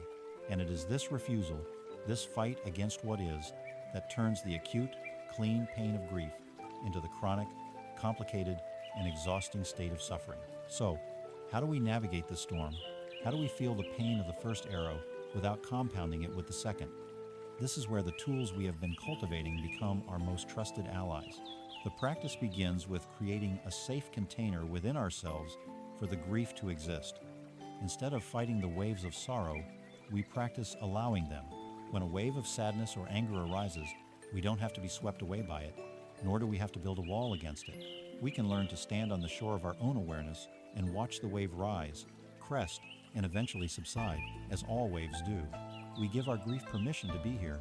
We treat it not as an intruder to be vanquished, but as a sacred, though deeply painful guest who deserves our respect and attention. This process is aided immeasurably by the practice of what we might call titration. The ocean of grief can feel too vast to enter all at once. To dive in completely can feel like drowning. So we approach it in manageable doses. We can intentionally set aside time to mindfully touch our sorrow. For a few minutes, we allow ourselves to feel the ache in our chest, to look at a photograph, to allow the memories to surface. We are present with the raw sensations of our loss. And then, with equal intention, we guide our attention back to a neutral anchor in the present moment. The feeling of our breath, the sensation of our feet on the floor, the sound of birds outside the window. This is not avoidance. This is a wise and compassionate way of building resilience. It is like exercising a weakened muscle. We work with it for a time, and then we let it rest. By touching the pain and returning to safety again and again, we gradually learn that we can, in fact, survive it. We learn that the grief is not the totality of who we are. Within this practice, self-compassion is the most essential ingredient. When we are grieving, we need our own kindness more than ever. This is the moment to put the practices of metta and karuna into direct action for ourselves. When we feel overwhelmed, we can place a hand on our heart and silently offer ourselves words of kindness. This is a moment of deep suffering. This hurts so much. May I be gentle with myself. May I hold my own pain with tenderness. This simple act of self-directed kindness can be profoundly healing. It stops the cycle of self-judgment. It acknowledges the pain without adding the second arrow of "I shouldn't be feeling this way." We become our own sanctuary, our own safe harbor in the midst of the storm. As we continue to hold our grief in this mindful and compassionate way, our relationship with the loss can begin to slowly transform. The raw agony can soften into a more gentle sorrow. The fierce clinging to what was can relax into a tender appreciation for what we were given. The metaphor of a great tree in winter can be a helpful guide. In the autumn, the tree lets go of its leaves. From the outside, it may look stark and barren, even dead. But the tree is not dead. It is conserving its life force, drawing its energy down into its roots, entering a necessary period of stillness and rest. It knows that this letting go is essential for its survival and for the eventual emergence of new life in the spring. Our grieving process can be like this winter. We are stripped of the outward form of our loved one, the leaves of daily interaction and physical presence. We may feel barren and empty, but the life force of the connection, the love, is not gone. It is drawn deep into the roots of our being. The love remains, the lessons learned remain, the beauty of the time shared remains. These are the strong roots and trunk that endure the winter. To fight the winter is futile, but to trust in the cycle, to allow for the fallow period, is to align ourselves with the wisdom of life itself. The emptiness is not a void of nothingness. It is a sacred space that holds the potential for a new and different kind of spring. The path of wisdom does not promise to erase the scars of our losses, but it teaches us that these scars do not have to be a source of constant pain. They can become reminders of our capacity to love and our resilience in the face of suffering. Through mindfulness, we learn to be present with our pain without being consumed by it. Through compassion, we learn to hold our own broken heart with infinite tenderness. And through the wisdom of impermanence, we learn to honor what we have lost by living more fully in the present, cherishing the love that remains, even as its form has changed. By learning to navigate the profound sorrow of loss with these tools, we develop a strength of heart that serves us across the entire spectrum of human experience. This same wisdom that allows us to be with pain without being destroyed by it also transforms our relationship with its opposite. It opens us up to a deeper, more present, and more precious experience of joy. Having walked through the sacred valley of grief, holding our sorrow with mindfulness and compassion, we now turn our attention to its luminous counterpart, the experience of joy. At first glance, the central truth of Anicca, or impermanence, might seem to cast a dark shadow over happiness. If everything is fleeting, if every beautiful moment is destined to end, then isn't joy just a cruel trick? A temporary high that inevitably sets us up for the pain of its loss? This is a logical fear, born from a lifetime of clinging. But the wisdom of the Buddha invites us to turn this logic on its head. It reveals a profound and liberating paradox. The truth of impermanence is not the enemy of joy. It is the very ingredient that makes true, deep, and authentic joy possible. It is the secret that allows us to taste the sweetness of our lives more fully than we ever thought possible. Consider the things we find most precious. A breathtaking sunset paints the sky in fiery colors. We are captivated by its beauty, and part of what makes it so poignant is our implicit understanding that it is transient. The colors will fade into darkness within minutes. This knowledge doesn't diminish our experience, it heightens it. It urges us to be fully present, to soak in the beauty before it is gone. Imagine a live musical performance that moves you to tears. The magic of that moment is amplified by the fact that it is unrepeatable. It exists only in that unique confluence of time, place, and presence. Because we cannot bottle it or save it for later, we are invited to surrender to it completely. The awareness of Anicca, far from being a thief, is a powerful lens of clarification. When we truly know that every moment is a once-in-a-lifetime event, we stop sleepwalking through our days. We begin to pay attention. The background hum of impermanence awakens us to the vibrant, precious, and unrepeatable miracle of the present moment.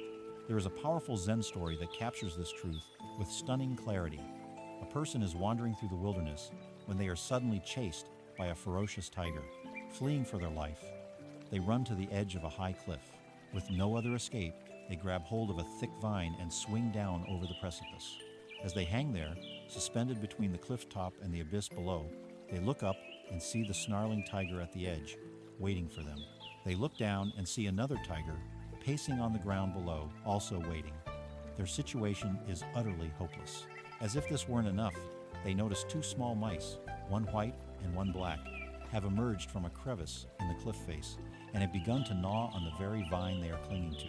The white mouse and the black mouse, of course, represent day and night, the relentless passage of time that is steadily eating away at the fragile thread of our life. The person is suspended in this ultimate existential crisis, trapped by the past and the future, with time itself ensuring their eventual demise. But then, in the midst of this terror, they notice something else. Growing out of the cliff face, just within their reach, is a single wild strawberry, gleaming red and ripe in the sunlight. Looking at the tigers, looking at the mice, they reach out with their free hand, pluck the strawberry, put it in their mouth, and savor it. The story ends with a simple question: how sweet it must have tasted. This story is a metaphor for our entire life. We are always hanging on this vine. We are pursued by the tigers of our past regrets and future fears, and the mice of time are always gnawing. We can spend our entire existence obsessed with the tigers and the mice, living in a state of perpetual anxiety and dread. Or we can choose to notice the strawberry. The strawberry represents the simple, unadorned, present moment joys that are always available to us, even in the midst of life's inherent precarity. To taste the strawberry is to fully inhabit the present moment, to give ourselves over completely to a simple sensory experience without the commentary of the mind. In the moment of tasting its sweetness, the tigers and the mice, for that brief instant, cease to exist. This is the heart of the Buddhist approach to joy. It is not about pretending the tigers aren't there. It is about learning to not let the inevitable reality of the tigers prevent us from tasting the sweetness of our life. This wisdom also invites us to make a crucial distinction between two different kinds of happiness: pleasure and joy. Pleasure is wonderful, but it is often dependent on external things. It is like a well in the village. To get water, you must go to the well. It depends on an outside source. The pleasure we get from a delicious meal, a new possession, praise from others, or exciting entertainment are all like this. They are wonderful, but the well can run dry. The food is eaten, the possession breaks, the praise turns to criticism. Our pursuit of pleasure often leads us into the restless state of the hungry ghost, where one pleasant experience only fuels the craving, the Tanha, for the next one. We become dependent on the world outside of us to make us happy, a world that is, by its very nature, unreliable and impermanent. Joy, on the other hand, is more like a spring that can well up from within.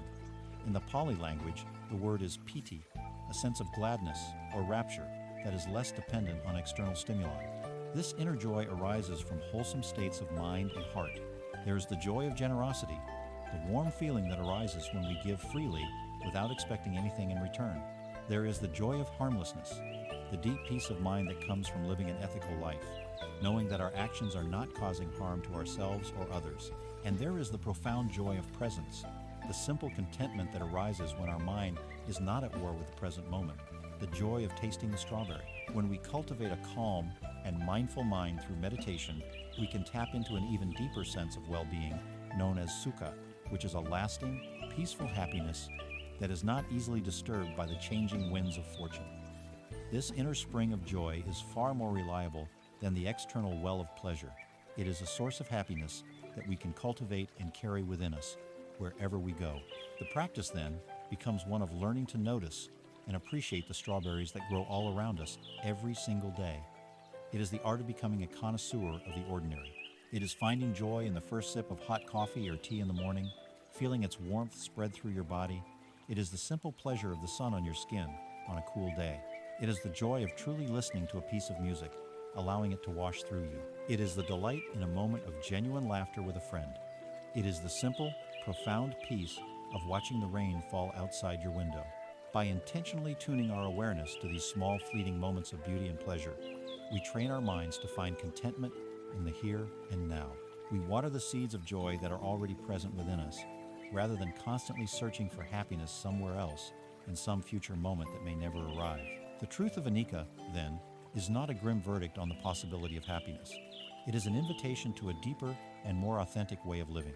It strips away the desperate, anxious striving for pleasure and replaces it with a gentle, appreciative, and present-centered joy. It teaches us that happiness is not something to be hoarded or possessed, because to grasp it is to lose it. Instead, it is something to be experienced with an open hand and a grateful heart. It is the simple, profound, and life-changing art of tasting the strawberry. This profound shift in how we relate to our own moments of joy, appreciating them with an open hand rather than a grasping fist naturally, extends outwards. It transforms not only our inner world, but also the way we connect and interact with the people in our lives. This brings us to explore the beautiful. Having explored the inner landscapes of our own minds and hearts, we now turn our attention outwards to the vibrant, complex, and often challenging world of our relationships. For most of us, it is here, in our connections with others, with partners, children, parents, and friends, that the spiritual path becomes most real. Our relationships are the laboratory where our practice is tested, the crucible where our wisdom is forged. It is easy to feel peaceful and compassionate while sitting alone on a meditation cushion. It is another thing entirely to maintain that peace and compassion in the midst of a disagreement with a loved one. The same profound truths of Anicca, Dukkha, and Anatta that illuminate our inner world are the very keys that can unlock a new and more liberating way of relating to the people we hold most dear. The fundamental error we make in relationships is that we see them as static things. We think of a relationship as a solid bridge built between two fixed points, me and you. But the wisdom of impermanence reveals a radically different picture. A relationship is not a bridge between two solid landmasses. It is the meeting of three flowing rivers. The first river is you. As we have seen, you are not a fixed, unchanging self. You are a dynamic, ever-shifting process of thoughts, feelings, perceptions, and bodily sensations, changing from moment to moment. The second river is the other person. They too are not the fixed entity you hold in your mind. They are also a flowing, evolving process with their own inner world of hopes, fears, and conditioning. The third river is the relationship itself. It is the unique, turbulent, beautiful, and powerful current that is created where the first two rivers meet and merge. It is a constantly changing dance of energy between you both. To expect this confluence of three flowing, dynamic processes to be stable, predictable, and permanent is like demanding that a river stop flowing. It is a demand that goes against the fundamental nature of reality, and it is the primary source of our deepest relational suffering. Our suffering arises because we fall in love with a snapshot. When we form a deep connection, our mind instinctively takes a mental photograph of that person, often captured during a golden period when everything feels perfect and new. We cherish this photograph. We frame it in our mind, and we fall in love not just with a living person, but with this static image. This image then becomes a rigid statue that we carry within us, and for the rest of the relationship, often unconsciously, we engage in a futile and exhausting project. We try to make the living, breathing, evolving human being in front of us conform to the unchanging statue in our mind. We suffer when our partner no longer shares the same hobbies they did 10 years ago. We suffer when our child, who was once a dependent and adoring toddler, grows into an independent teenager with their own, often contradictory, ideas about the world. We suffer when a close friend moves away or develops a new circle of friends. We say to them, often with a tone of accusation or betrayal, "You've changed." But change is not a betrayal. Change is the undeniable law of life. The problem is not that they have changed. The problem is that we are still clinging desperately to our old, outdated photograph. The suffering is the friction between our fixed expectation and the fluid reality of who they have become. So how do we move from this painful model of clinging to a static image to a wiser, more fluid way of being with others? The answer lies in transforming our relationship from a rigid sculpture into a graceful dance. A good dance requires qualities that are the very heart of a wise relationship. The first quality is paying attention. A good dancer is exquisitely present with their partner. They don't dance based on how their partner moved yesterday. They are responsive to how they are moving right now. They feel the subtle shifts in balance, the pressure of a hand, the rhythm of the music. This is the practice of mindfulness in relationships. It is the art of putting down our phones, our agendas, and our internal chatter and offering another person the most precious gift we have, our full, undivided, non-judgmental presence. It means being truly curious about who they are today, asking questions like, what is it like to be you right now? And then listening, not with the intention to fix or reply, but simply to understand. When we truly see and hear the person in front of us, without the filter of our past images and future expectations, the relationship comes alive with a new sense of vitality and intimacy. The second quality of a good dance is flexibility. A dancer who is rigid and stiff cannot flow with the music or their partner. They will stumble, and the dance will be clumsy and painful. A good dancer is relaxed and adaptable. They can respond to an unexpected move with grace, turning a potential misstep into a creative new flourish. This is the practice of letting go in relationships. It is the release of our need to control the other person. It is the release of our rigid script of how the relationship should look. We let go of the idea that our happiness depends on the other person behaving in a certain way. We give them the psychological and emotional space to be who they are, not who we need them to be for our own comfort and security. This flexibility allows the dance of the relationship to breathe. Sometimes you will dance closely together in perfect sync. At other times, you may dance further apart, each exploring your own space. The dance is not threatened by this movement, it is enriched by it. The third, and most important quality of the dance, is the music. The music is what connects the two dancers, what guides their movements, and what allows them to find a shared rhythm even when they make mistakes. In a wise relationship, the music is compassion. It is the shared baseline of metta and karuna, the unconditional wish for each other's happiness and freedom from suffering. This compassionate connection is the ultimate safety net. When our partner acts in a way that is hurtful or unskillful, our first reaction might be anger or judgment, but compassion invites us to look deeper, to remember that they are a flowing river just like us, with their own hidden currents of fear, pain, and conditioning. We can learn to see their unskillful actions not as a personal attack, but as an expression of their own suffering. This doesn't mean we condone harmful behavior, but it allows us to respond with wisdom and clarity rather than blind reactivity. This compassionate music allows the dance to continue through life's inevitable challenges, transforming conflict into an opportunity for deeper understanding and connection. When we begin to relate to others in this way, with the presence of a dancer, the flexibility of letting go, and the music of compassion, our relationships are transformed. We replace the exhausting anxiety of control with the deep peace of acceptance. We offer the people we love the profound gift of being truly seen and accepted for who they are, not just for the role they play in our life story. And we create relationships that are not brittle structures that shatter under the pressure of change, but living, breathing organisms that are resilient, dynamic, and endlessly creative. We learn to love people not as possessions to be held, but as fellow rivers to flow alongside, sharing a journey for a time. Learning to relate to others with this kind of open-handed wisdom, with presence, compassion, and a release of control, naturally changes how we engage with the world at large. It informs not just our personal connections, but also our professional lives and our pursuit of goals and ambitions. This brings us to investigate how the truth of impermanence can reshape our relationship with success and failure. As we learn to navigate our inner world and our relationships with this wisdom of impermanence, a critical question naturally arises. What about our place in the wider world? What about our goals, our dreams, our careers, and our ambitions? If we are to accept what is and let go of our attachments, does this mean we must become passive?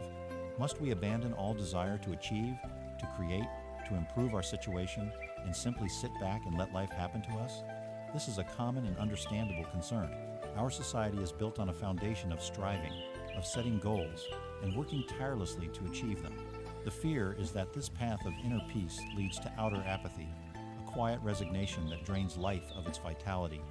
But this is a profound misreading of the path. The wisdom of the Buddha does not ask us to become inert. It does not ask us to extinguish our passions or abandon our dreams. Instead, it offers a revolutionary and liberating way to engage with our ambitions, one that allows us to strive with diligence and grace, free from the corrosive anxiety and fear of failure that so often accompanies the pursuit of our goals. To understand this, let us consider the metaphor of an archer. Imagine an archer standing before a target. The archer's entire world, their entire sense of success and failure, can be defined in two distinct ways. One archer is obsessed with the target. Their gaze is fixed on the bullseye, their mind consumed with the outcome. As they draw the bow, their body is tense with anxiety. Their mind is a flurry of hopes and fears. What if I miss? I must hit the center. Everyone is watching. Their happiness, their very sense of self-worth, is attached to something they ultimately cannot control, the flight of the arrow after it has left the bow. They are a slave to the result. Now, imagine a second archer, a true master. This archer also has the goal of hitting the target, but their focus is entirely different.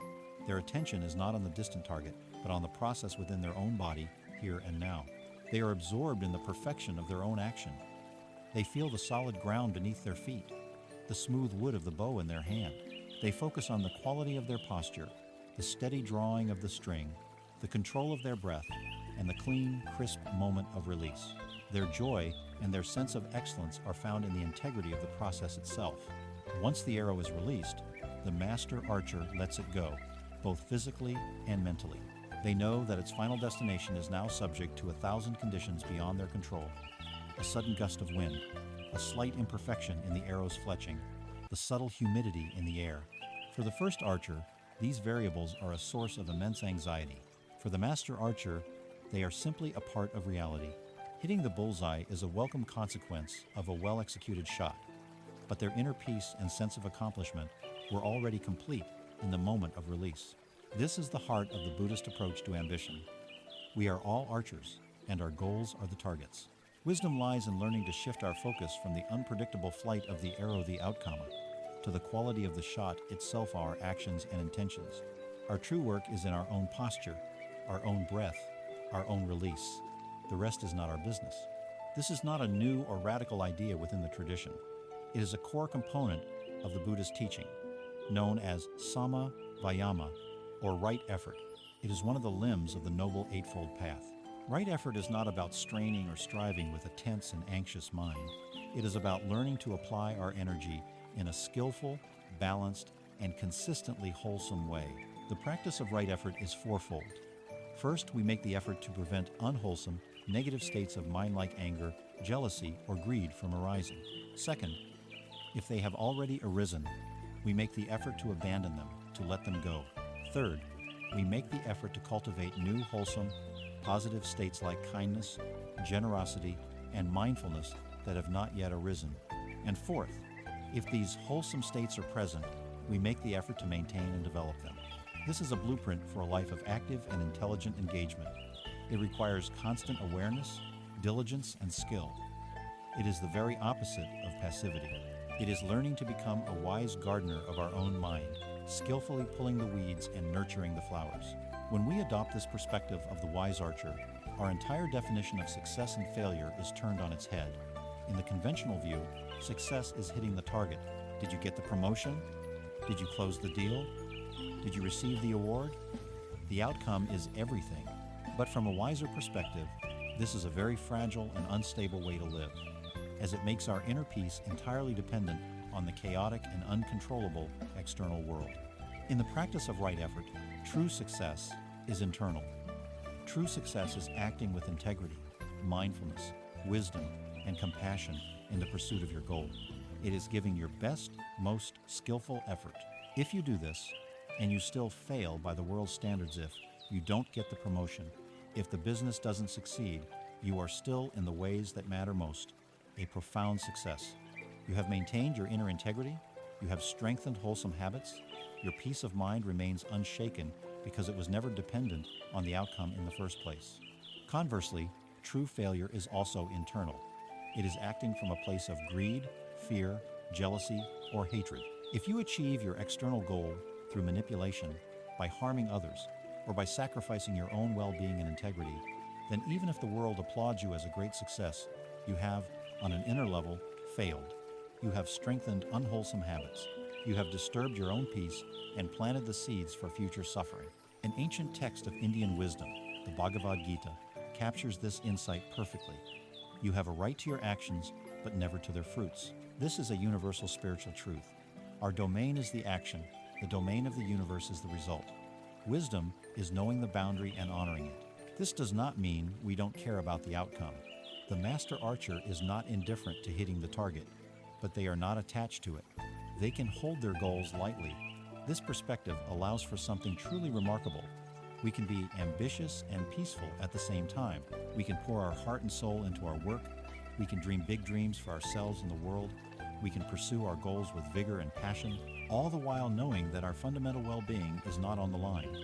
Our inner peace is anchored securely in the quality of our own actions, not in the unpredictable tides of worldly fortune. We put down the heavy burden of needing the world to conform to our desires, and instead pick up the noble and satisfying task of perfecting our own response to the world. We stop trying to control the flight of the arrow, and instead, we become the master of the bow.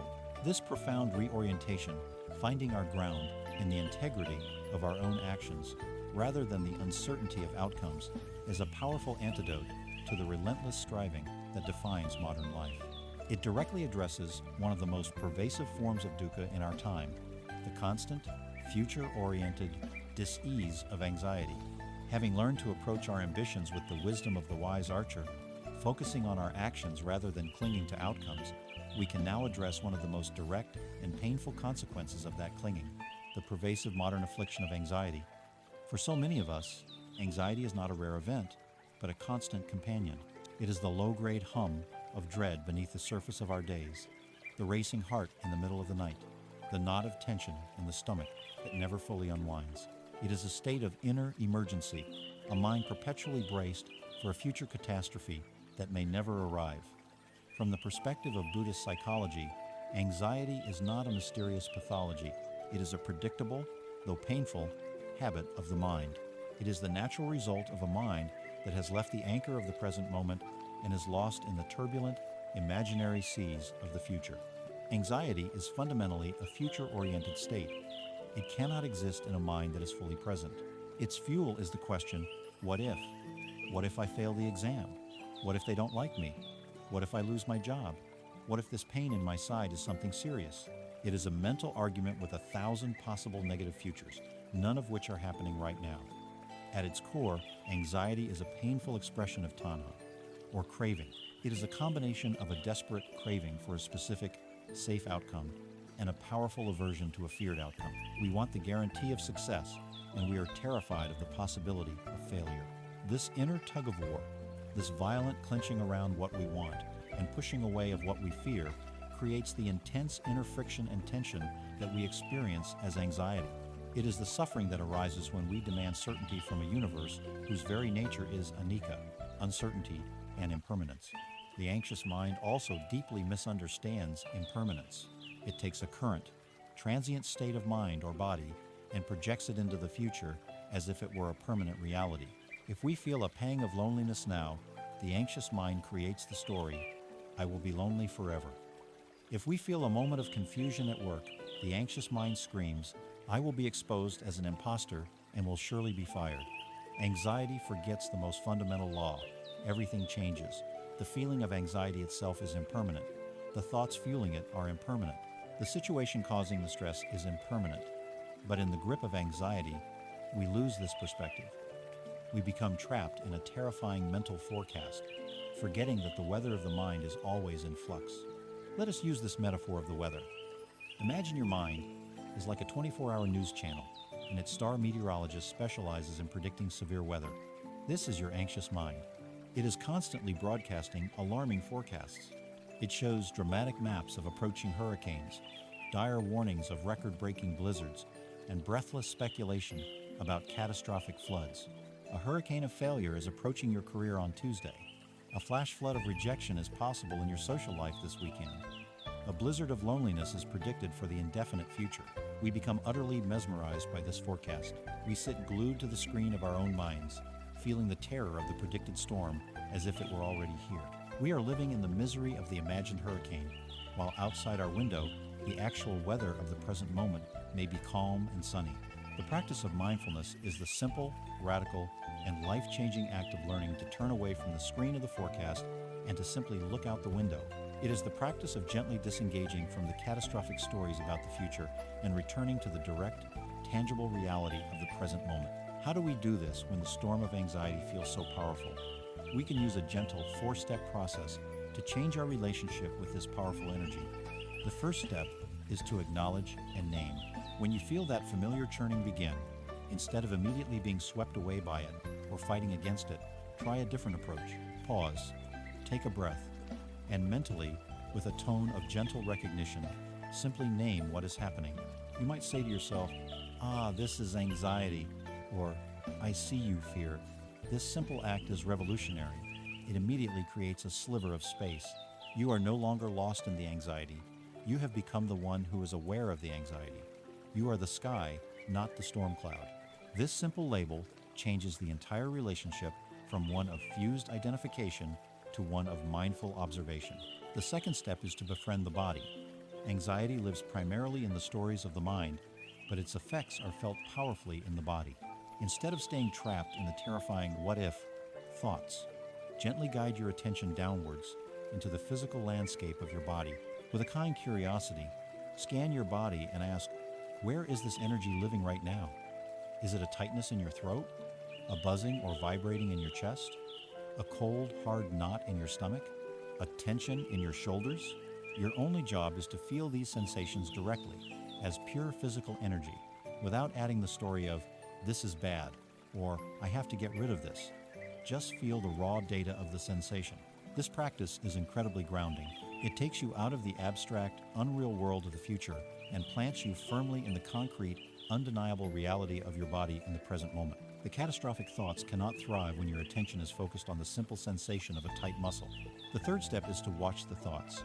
Now that you are more grounded, you can look at the anxious thoughts with a bit more distance. See them for what they are, just mental events. They are not facts. They are not prophecies. They are simply clouds of words and images drifting through the sky of your awareness. You do not have to believe them. You do not have to argue with them. You do not have to follow them. When a thought like, what if I make a fool of myself, arises, you can simply note it, a worrying thought, and let it pass on its own without grabbing onto it. You can imagine yourself sitting on a riverbank, watching the anxious thoughts float by like leaves on the water. You are the observer on the bank, not the leaf being carried away by the current. The fourth and final step is to return to your anchor. Throughout this process, your anchor is your refuge. For most people, the most reliable anchor is the breath. The breath is always here, always in the present moment. When you find yourself lost in the mental storm, the anchor of the breath is always waiting. You can gently guide your attention back to the simple, physical rhythm of the in-breath and the out-breath. Feel the air enter your body and feel it leave. Each conscious breath is a homecoming. It is an act of radical presence. It is a quiet declaration that you choose to inhabit this moment, right here, right now, because this moment is the only place where true safety and peace can ever be found. Anxiety is a ghost from the future. It dissolves under the clear light of the present moment. We cannot fight anxiety into submission. The more we struggle with it, the stronger it becomes. The path to peace is one of gentleness, patience, and skill. We learn to meet our fear with mindfulness, not with more fear. We learn to meet the tension in our bodies with the softness of our breath. We learn to meet our catastrophic thinking with the quiet wisdom of a detached observer. Over time, as we practice this again and again, we are not eliminating anxiety, but we are fundamentally changing our relationship to it. We are building our capacity to be the calm, spacious sky that can hold any weather without being damaged by it. By repeatedly practicing this art of meeting anxiety with mindful presence rather than fearful resistance, we cultivate a deep and abiding stability. We learn to trust our capacity to meet whatever arises, pleasant or painful. This growing sense of inner balance, this profound and unshakable peace in the face of life's great challenges, is known as upekkha, or equanimity. As we travel further along this path of inner cultivation, a new quality of mind begins to emerge, quietly and gracefully. Having practiced seeing reality as it is through mindfulness, having learned to open our hand through letting go, and having warmed our heart with compassion, we arrive at the fruit of these efforts. This is the profound state of balance, poise, and unshakable peace known in the Pali language as upekkha. It is often translated as equanimity. Of all the concepts we have explored, equanimity may be the most easily misunderstood. It is often confused with indifference, detachment, coldness, or a kind of emotional flatness. But true upekkha is not cold. It is radiant with a deep, quiet warmth. It is not indifference. It is born of the deepest care and wisdom. It is not a suppression of feeling, but the ultimate freedom within feeling. It is the unshakable balance of a mind that has found its true center, a peace that cannot be disturbed by the changing fortunes of the world. To understand Upekkha, we can imagine a great ancient mountain. The mountain is subjected to all kinds of weather. The fierce winds of storms lash against its slopes. The searing sun beats down upon its peaks. Cold snows blanket it in winter, and gentle rains wash over it in spring. The weather is constantly changing, sometimes pleasant, sometimes violent.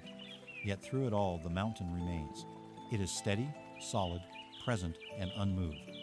It does not try to push away the storm or cling to the sunshine. It simply allows the weather to be what it is, resting in its own immense, silent stability. Upekkha is this mountain-like quality of the heart and mind. The person with equanimity still feels the weather of life. They feel joy, they feel sorrow, they feel pleasure, they feel pain. The difference is that they are not uprooted and thrown about by these experiences. They have found a place of refuge within themselves that is deeper than the transient weather of their life. This profound stability does not come from willpower or suppression. It arises naturally from deep, experiential wisdom. Upekkha is the natural resting state of a mind that truly understands Anicca, impermanence. When you know, in your bones, that everything changes, you are no longer so shocked or devastated when pleasant experiences fade or difficult ones arise. You see it as the natural rhythm of life, not as a personal failure or a cosmic injustice. It is also born of a deep understanding of karma, the law of cause and effect. We realize that we are the masters of our intentions and actions, but we are not the masters of the results. The outcomes of our actions are influenced by a million other conditions beyond our control. The equanimous mind does its work skillfully and then lets go of the outcome, finding peace in the integrity of the action itself. And finally, Upekkha arises from seeing into anatta, no self. When there is less of a rigid, solid me to protect and defend, the slings and arrows of life have less of a target to hit. Praise does not inflate the ego as much, and blame does not wound it so deeply. There is a timeless Taoist story that perfectly illustrates the practical wisdom of equanimity. There was an old farmer who lived in a small village. One day, his only horse ran away. His neighbors all came to console him, saying, "Oh, what terrible luck, your only horse is gone." The farmer simply replied, "Maybe." A week later, the horse returned, and it brought with it a herd of a dozen wild horses. The neighbors gathered again, this time to congratulate him. "What incredible good luck," they exclaimed. The farmer again just replied, "Maybe." The next day, the farmer's son was trying to tame one of the wild horses when he was thrown off and broke his leg. The neighbors came once more, shaking their heads. "How awful! Your son, your only help, is now injured. This is truly bad luck." And again, the farmer calmly responded, "Maybe." A few weeks after that, the emperor's army marched into the village, conscripting every able-bodied young man for a war from which few would return. Because the farmer's son had a broken leg, he was the only young man in the village who was spared. The farmer had Upekkha. He had the wisdom to not immediately label events as good or bad. He understood that life is a complex, interconnected web, and we rarely see the whole picture from our limited vantage point. He rested in the wise, spacious uncertainty of maybe, and in doing so, he remained free from the emotional roller coaster of hope and fear that governed his neighbors. The Buddha described this roller coaster with a teaching on the 8 worldly winds, the 8 vicissitudes of life that constantly blow upon us. They come in 4 pairs of opposites. The first pair is pleasure and pain, the experience of pleasant and unpleasant physical or mental feelings. The second is gain and loss, acquiring or losing wealth, possessions, or relationships. The third is status and disrepute, being famous, respected, and important versus being ignored, forgotten, or shamed. And the final pair is praise and blame, hearing the pleasant words of compliments versus the painful words of criticism. The untrained mind, the Buddha taught, is like a feather or a leaf, tossed helplessly about by these 8 winds. We are elated when we experience gain, praise, status, and pleasure. We are devastated when we experience loss, blame, disrepute, and pain. Our inner peace is entirely contingent on the external weather. To cultivate Upekkha is to become the mountain, not the leaf. It is to be able to feel these winds blow without being carried away by them. It is the ability to receive praise without becoming arrogant and to receive blame without collapsing in despair. It is to experience gain without greedy clinging, and to experience loss with grace and without being destroyed. Furthermore, Upekkha serves a vital role as the guardian and balancing factor for the other divine abodes of the heart. It is the wise parent that oversees the boundless energy of metta, karuna, and mudita, sympathetic joy. Without the spacious wisdom of equanimity, metta, or loving kindness, can curdle into possessive attachment or grief when the object of our love suffers. Without equanimity, karuna, or compassion, can lead to overwhelming despair or burnout, what is often called compassion fatigue. We become so drowned in the suffering of the world that we lose our ability to help. And without equanimity, mudita, or joy in the happiness of others, can be tinged with subtle jealousy or become a form of attachment to their success. Upekkha is the cool head that guides the warm heart. It provides the vast, stable container in which love, compassion, and joy can become truly boundless, selfless, and liberating forces. It ensures that our compassion is sustainable and our love is wise. Equanimity, then, is the ultimate sign of emotional maturity and spiritual wisdom. It is the peace that surpasses all understanding, because it is a peace that does not depend on things being understandable, pleasant, or in our control. It is the deep, quiet, and profoundly restful stillness that can be found in the very eye of life's hurricane. It is the natural state of a mind that has finally ceased its long and exhausting war with reality. This state of profound balance, the upekkha, is not an end in itself, but a gateway. It is the clearing of the smoke of our reactivity. When the fires of grasping and aversion die down into the cool embers of equanimity, we are able to see something even more profound. We are able to glimpse the nature of ultimate freedom itself, the state the Buddha called nibbana, or nirvana. We have arrived at the summit of our conceptual journey. We have followed the path from the initial recognition of impermanence through the nature of our suffering to the cultivation of the tools that lead to freedom. We have explored mindfulness, letting go, compassion, and the profound, unshakable peace of equanimity. To stand on the mountain peak of Upekkha, free from the pull of the worldly winds, is to see the landscape with unparalleled clarity. From this vantage point, we are able to see the ultimate destination to which this entire path leads. This is the culmination of the Buddha's teaching, the final release from all suffering. This is the state known as nibbana, or as it is more commonly known in the West, nirvana. There is perhaps no spiritual concept so widely known and yet so deeply misunderstood. It has been imagined as a kind of lush heavenly paradise, a celestial realm of eternal bliss where good people go when they die. It has also been feared as a kind of nihilistic extinction, a terrifying annihilation of the self into a void of nothingness. The truth, as taught by the Buddha, is neither of these. Nirvana is not a place you go to. It is a state you realize. It is not an annihilation of you, but an annihilation of the causes of suffering, and it can be touched and experienced in this very life. To demystify nirvana, we must first look at the word itself. The Pali word nibbana literally means to extinguish, to quench, or to blow out, as one would blow out a candle flame. This immediately brings up the crucial question: what exactly is being extinguished? It is not the soul, it is not awareness, it is not life itself. What is extinguished are the fires that cause all our suffering. The Buddha identified three fundamental fires, or three poisons, that burn constantly within the unawakened mind, creating the heat, agitation, and pain of dukkha. The first fire is lobha, which translates as greed, lust, or grasping. This is the fire of I want. It is the insatiable, burning desire for more pleasure, more possessions, more status, more life. It is the fever of endless craving that is never satisfied. The second fire is dosa, which translates as hatred, anger, or aversion. This is the fire of I don't want. It is the searing, destructive heat of anger, resentment, jealousy, and the desperate, violent pushing away of anything unpleasant or threatening. The third and most fundamental fire is moha, which translates as delusion or ignorance. This is the thick, bewildering smoke that prevents us from seeing reality clearly.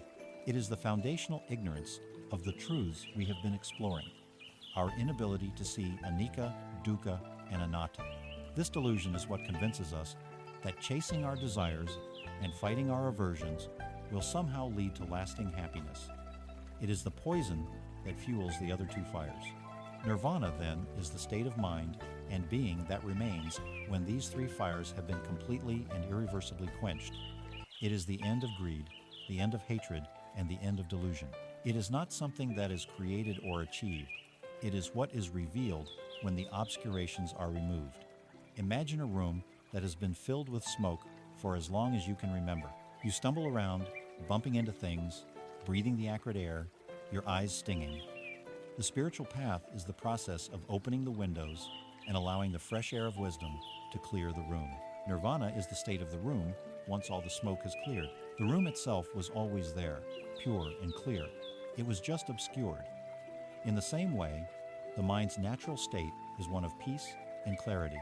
Nirvana is the realization of that natural state, freed from the fever and smoke of the three poisons.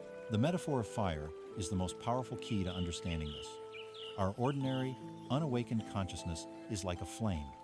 It is agitated, flickering, and constantly requires more fuel to keep burning. What is this fuel? The Pali word is upadana, which we have explored as clinging or attachment. We are constantly feeding the fires of our mind with the fuel of our attachments. We throw on the fuel of our attachment to sense pleasures. We throw on the fuel of our attachment to our opinions and views. We throw on the fuel of our rites and rituals. And most of all, we throw on the fuel of our attachment to the idea of a self, the story of me. The entire path we have been walking is the practice of learning to stop adding fuel to the fire. Mindfulness is the wisdom that sees the conditioned, automatic impulse to reach for more fuel. Letting go is the conscious act of refraining, of allowing the hand to remain open. Compassion is the cooling water that soothes the existing burns. When the supply of fuel is cut off, what happens to the fire? It does not go anywhere, not north, south, east, or west. It does not transform into something else. It simply ceases to manifest because the conditions for its existence are no longer present. The flame is extinguished, the heat is gone, and what remains is not a black hole of nothingness. What remains is a profound and indescribable coolness, a peace, a stillness, a release. This is Nibbana. It is the end of the burning, the end of the agitation, the end of the thirst. It is the final, unshakable peace that comes from being utterly free from the demands of the fires of greed, hatred, and delusion. Crucially, this is not a state that is only available after death. While the final passing of an enlightened being is called parinibbana, or the final complete extinguishing, the quality of nibbana can be experienced or touched in this very life. Every single time we act with wisdom and let go of our reactivity, we get a momentary taste of this freedom. When a surge of anger rises and you are able to watch it with mindfulness, allow it to be and not act on it, that moment of coolness and peace that follows is a glimpse of nibbana. When you feel the pull of a strong craving but choose not to indulge it, the sense of relief and freedom from that urge is a glimpse of nibbana. When you give something to someone with a heart of pure, selfless generosity, expecting nothing in return, the quiet, radiant joy that arises is a glimpse of nibbana. Every moment of deep, present moment awareness, free from the push and pull of wanting and not wanting, is a taste of this unconditioned reality. These moments are the signposts on the path. They are the evidence that freedom is possible, that the smoke can clear, and that the fires can be cooled. They give us the faith and inspiration to continue on the journey. Nirvana, therefore, is not a mystical destination to be longed for, but the supreme psychological health that is the natural state of a mind no longer afflicted by the fever of the poisons. It is the end of our inner war. It is the profound relief of having finally, once and for all, laid down the heavy, burning burdens we have been carrying for so long. It is the ultimate peace, the ultimate security, not because we have built strong enough walls to keep out the world, but because we have realized there is nothing inside us that needs to be protected, nothing that can be truly harmed. This profound peace of nibbana, the ultimate freedom, may seem like a distant, lofty goal, but the path to it is not built in the heavens or in some future life. It is paved, stone by stone, with the small, conscious choices we make in every moment of every day. The journey from the burning fires of reactivity to the coolness of liberation happens right here, in the midst of our ordinary, messy, beautiful lives. This brings us to the essential art of integrating these profound truths into our daily routines. We have journeyed to the highest peaks of this ancient wisdom, exploring the profound states of equanimity and the ultimate freedom of nirvana. It is natural, from this vantage point, to look down at the landscape of our own daily lives with its traffic jams, its piles of laundry, its work deadlines, and its family obligations, and to wonder, how can these lofty truths possibly apply to me? How can I find this peace when my life is so busy, so ordinary, so real?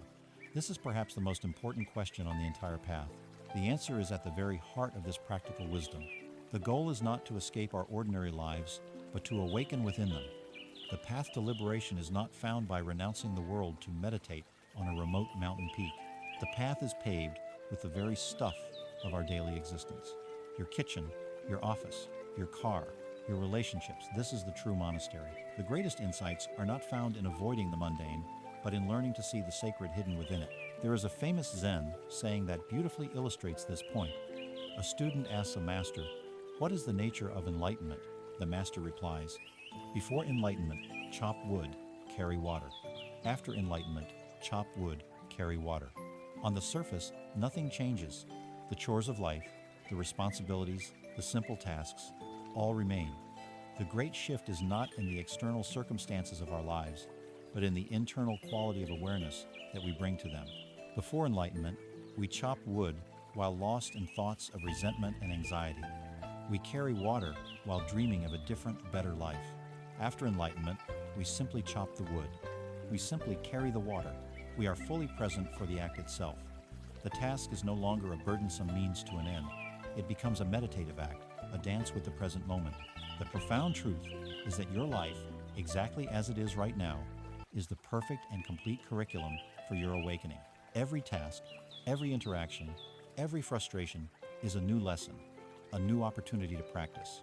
Let us explore how to bring this alchemy of attention into the most routine parts of our day. Consider the simple act of washing the dishes. For most of us, this is a mindless chore to be rushed through as quickly as possible. Our bodies are at the sink, but our minds are a million miles aware, replaying an argument from yesterday, worrying about a meeting tomorrow. But this simple task can be transformed into a profound meditation. You can begin by feeling the solid ground beneath your feet. You can feel the warmth of the water on your hands, noticing its temperature, its pressure. You can see the iridescent beauty of the soap bubbles, each one a perfect, shimmering sphere, a tiny lesson in Anicca, impermanence, as it appears and then pops. You can hear the sound of the water, the clink of a plate against the porcelain of the sink. You can be aware of the movements of your hands, the feeling of the sponge scrubbing a dish clean, a simple, wholesome act of care. Inevitably, your mind will wander. When it does, you simply notice, without judgment, and gently guide your attention back to the reality of washing this one dish. The Zen master Thich Nhat Hanh said, "If you are not able to wash the dishes mindfully, you will not be able to drink your tea mindfully." The sacred is found in the here and now, or not at all. This same principle can be applied to almost any activity. Consider your morning cup of coffee or tea. Instead of consuming it on autopilot while scrolling through your phone, you can transform it into a 5-minute retreat. You can begin by simply holding the warm mug in your hands, feeling its heat. You can watch the steam rising, dancing in the air. You can bring the cup towards your face and inhale its aroma, allowing it to be the sole object of your attention. And when you take the first sip, you can do so with your full awareness, noticing its taste, its temperature, its texture as it passes your lips. In this simple act, you are tasting the wild strawberry. You are practicing being fully alive to a simple, wholesome pleasure. Consider the act of walking, even if it is just from your car to your front door or down a hallway at work. Instead of being lost in your head, you can bring your attention down into your body. Feel the sensation of your feet, making contact with the ground, the heel, the ball of the foot, the toes. Notice the subtle rhythm of your own stride.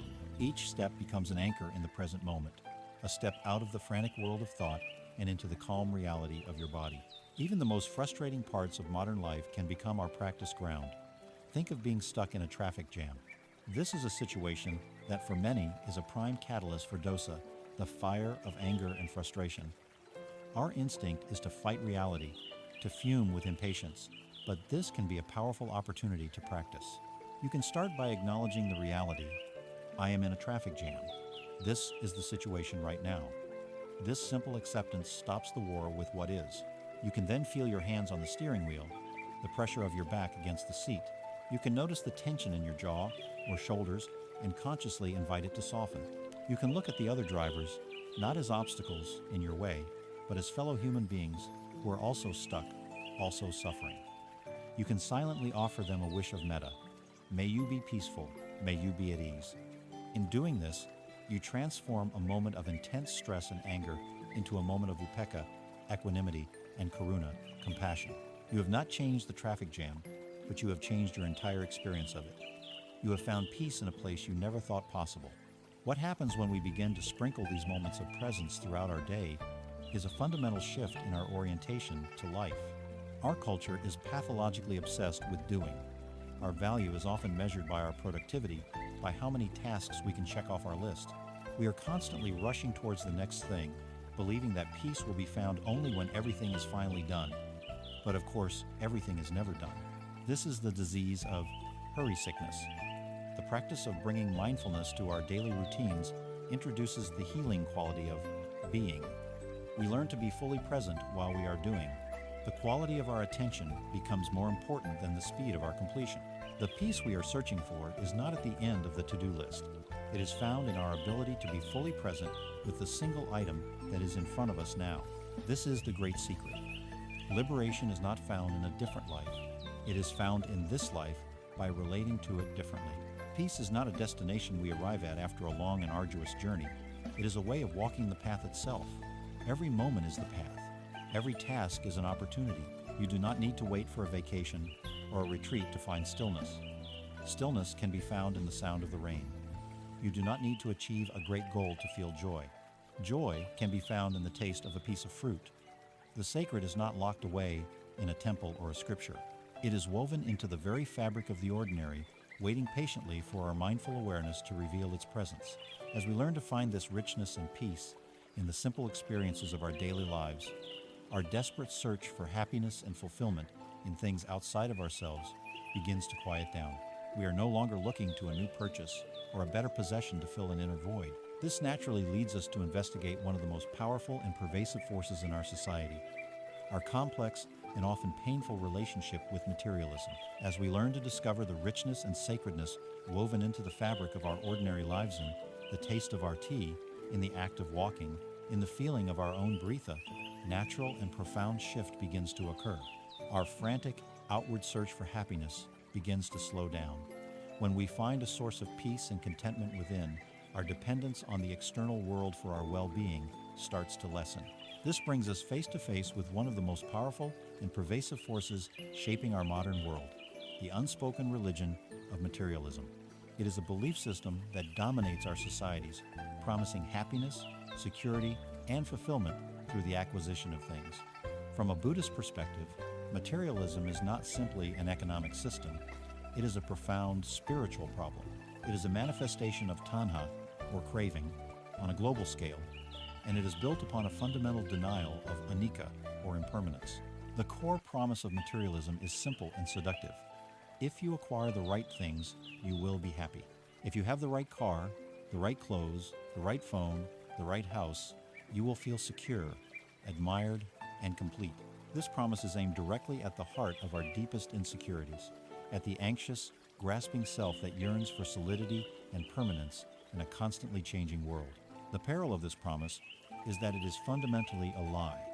It is a lie because it attempts to build a state of lasting happiness out of things that are, by their very nature, transient and subject to decay.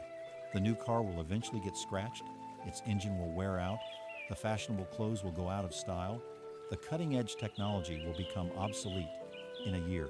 To chain our sense of well-being and identity to these impermanent objects is to chain ourselves to a wheel of perpetual anxiety and inevitable disappointment.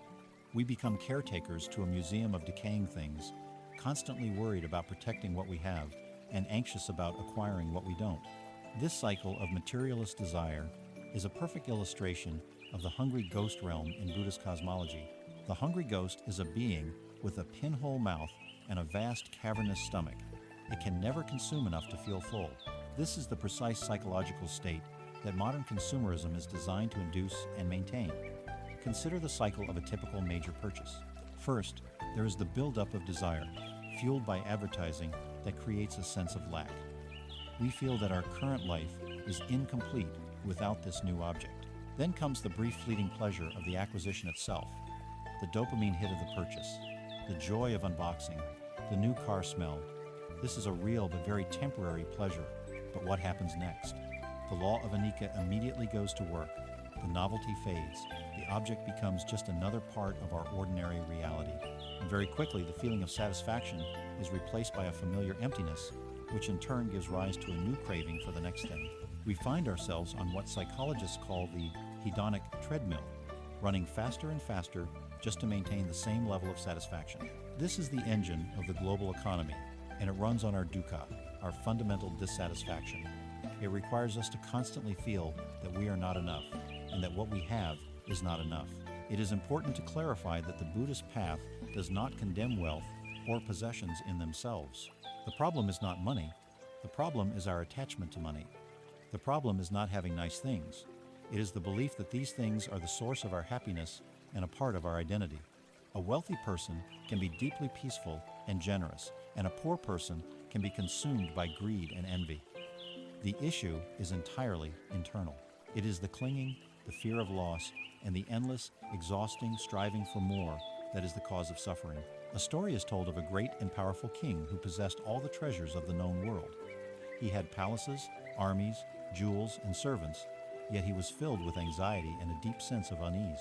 He heard of a wise sage who lived in a nearby forest, and he went to seek his counsel. The king found the sage sitting peacefully under a tree, possessing nothing but a simple cloth robe and a wooden bowl. The king asked, "O wise one, I have everything a man could desire, yet I am not happy. You have nothing, yet you seem to be the most peaceful man in the world. What is your secret?" The sage replied, "Your Majesty, you believe you possess your treasures, but do they not also possess you? You worry about them being stolen, you fear your enemies taking your kingdom, you are burdened by their management. I have nothing, and so I have no such worries. My wealth is my lack of wanting. Which of us is truly the richer man?" The king understood. He had spent his life acquiring things, only to become their prisoner. The sage, by wanting nothing, was free. This freedom has a name. In the Pali language, it is santuti, which means contentment. Santuti is the radical and revolutionary art of knowing when you have enough. It is not a state of passive resignation or a lack of desire to improve. It is a deep, abiding inner wealth. It is the profound peace that arises from the recognition that, in this present moment, you already have everything you truly need to be happy. You have the air you are breathing, you have the awareness with which you are experiencing your life, and you have a heart that is capable of kindness. In a society that is built on making you feel inadequate, choosing contentment is a powerful act of rebellion. It is the conscious decision to step off the hedonic treadmill. It is the refusal to be a hungry ghost any longer. Contentment breaks the spell. It is the realization that the peace we are seeking is not in the next purchase, but in our ability to appreciate what is already here. We can actively cultivate this inner wealth of santuti in our daily lives. One of the most powerful practices is that of gratitude. Each day, we can take a few moments to intentionally bring to mind the things we are grateful for. This can be as simple as being grateful for the roof over our head, for the food we have to eat, for the simple fact of having a body that can see, hear, and feel. This practice actively shifts the mind's focus from a state of perceived lack to a state of recognized abundance. We can also practice mindful consumption. Before buying something, especially a non-essential item, we can pause and ask ourselves a series of skillful questions. What is the feeling I believe this object will give me? Am I feeling bored, lonely, or insecure? Is it possible to cultivate the feeling I desire in a more wholesome way, perhaps by calling a friend, going for a walk, or practicing meditation? What will be the true long-term cost of this item in terms of the space it takes up, the maintenance it requires, and the mental energy I will spend worrying about it? Often, the simple act of pausing and investigating the underlying craving is enough for it to lose its power. Finally, we can embrace the joy of simplicity. This may mean decluttering our homes, letting go of possessions we no longer use or need. This act of physically letting go creates an outer spaciousness that is often reflected as an inner peace. In letting go of our obsession with outer acquisition, we discover an inner richness we never knew was possible. We find that the most valuable things in life, peace of mind, love, wisdom, and compassion, cannot be bought or sold. We learn that the richest person is not the one who has the most, but the one who needs the least. This cultivation of contentment frees us from being prisoners to our possessions. It also helps to free us from another form of bondage, our imprisonment in time. Just as we cling to things, we also cling to moments, endlessly replaying the past in regret, or rehearsing the future in anxiety. This brings us to explore how to heal our relationship with time itself. Having explored our relationship with the material world and discovered the inner wealth of contentment, we now turn our investigation to something even more subtle and pervasive, our relationship with time itself. Just as we cling to possessions, we also cling to moments. We are a species of time travelers, but we rarely do it for leisure. Our minds are constantly leaving the present moment, launching into imagined futures or excavating the tombs of the past. This mental time travel is the source of so much of our dukkha, our deep dissatisfaction. We live our lives haunted by the ghosts of what has been and terrified by the phantoms of what might be, rarely inhabiting the only moment that is ever truly real, the here and now. To find true peace, we must learn to heal our relationship with time, to let go of our grip on yesterday and tomorrow, and to finally come home to the present. Let us begin with the past. Imagine your life as a great ship sailing across the vast ocean of time. The present moment is the bow of the ship, the cutting edge where you meet reality, always moving forward. The past is the wake that the ship leaves behind it, a churning, foamy trail that stretches out as far as the eye can see. Many of us spend our lives standing at the stern of the ship, staring intently at this wake. We are obsessed with it. We analyze its patterns. We lament its twists and turns. We judge its every eddy and swirl. We see moments where we wish the ship had turned differently, and we are filled with regret. We see the wakes of other ships that have collided with ours, leaving a trail of pain, and we are filled with resentment. We stare at this unchangeable history and try, with all our mental might, to will it to be different. But this is an act of utter futility. You cannot steer a ship by shouting at its wake. The wake is simply a record of where the ship has been. All of your power, all of your agency, all of your ability to change course is right here, right now, at the helm in the present moment. Regret is one of the heaviest anchors we drag through the present. It is the painful story of if only I had said that. If only I hadn't made that choice. If only I had known then what I know now. This is a form of clinging to an alternate past, a fantasy life that never existed. It is a profound argument with a reality that is already gone and can never be altered. The wise approach is not to torture ourselves by trying to mentally re-navigate a past voyage. The wise approach is to study the wake, to learn its lessons, so that we may steer the ship more skillfully today. We use the wisdom gained from past mistakes not to condemn ourselves, but to inform our present actions. An even heavier anchor is resentment. When we have been wronged or hurt by others, we often carry that pain with us like a bag of heavy, jagged rocks. We replay the injustice in our minds, feeding the fire of our anger, believing that our bitterness somehow punishes the other person. But resentment is a self-inflicted poison. It is like drinking poison and waiting for the other person to die. The event is in the past, but we choose to keep the suffering alive in the present by clinging to it. The great act of letting go of the past is forgiveness. It is crucial to understand that forgiveness is not primarily for the other person. It is a profound gift of freedom we give to ourselves. It does not mean condoning what they did or saying that it was acceptable. It does not necessarily mean reconciling with them. Forgiveness is the conscious and courageous decision to put down the heavy bag of rocks. It is the declaration that you will no longer allow the events of the past to dictate the quality of your present moment. It is the act of cutting the cord, of taking your hands off the wake and returning your attention to the helm of your ship. Now let us turn our gaze from the wake behind us to the vast ocean before us, the future. The future, like the past, does not exist as a reality. It exists only as a projection, a thought, a fantasy in the present mind. It is an ocean of infinite possibilities, subject to winds and currents that are utterly beyond our control. Our relationship with this unknown sea is often defined by anxiety and rigid expectation. We suffer because we try to tame the future, to force its infinite possibilities into the narrow channel of our desires. The unwise sailor plots a single, rigid course to a distant port and believes that their happiness depends entirely on arriving at that exact destination at that exact time. This makes the entire voyage a misery of anxiety. Every cloud on the horizon is a source of fear. Every unexpected current is a source of frustration. They are at war with the unpredictable nature of the sea itself. A wise sailor, however, cultivates a different relationship with the future. They also have a destination in mind, a goal, a value, a direction. They use the best maps and instruments available to them, their intelligence, their experience, their ability to plan, but they hold their plans lightly. They know that the essence of good sailing is not forcing the ocean to bend to their will, but skillfully adapting their sails to the ever-changing winds. They are navigators, not railroad conductors. They find their peace and satisfaction in the art of sailing itself, in their ability to respond to the present conditions with wisdom and flexibility. Arriving at the destination is a goal, but the quality of the journey is where their peace is found. This is how we can approach our future. We can make our plans, set our goals, and use our intelligence to prepare, but we must let go of our attachment to the outcome. We act with purpose, but without the corrosive need to control what is ultimately uncontrollable.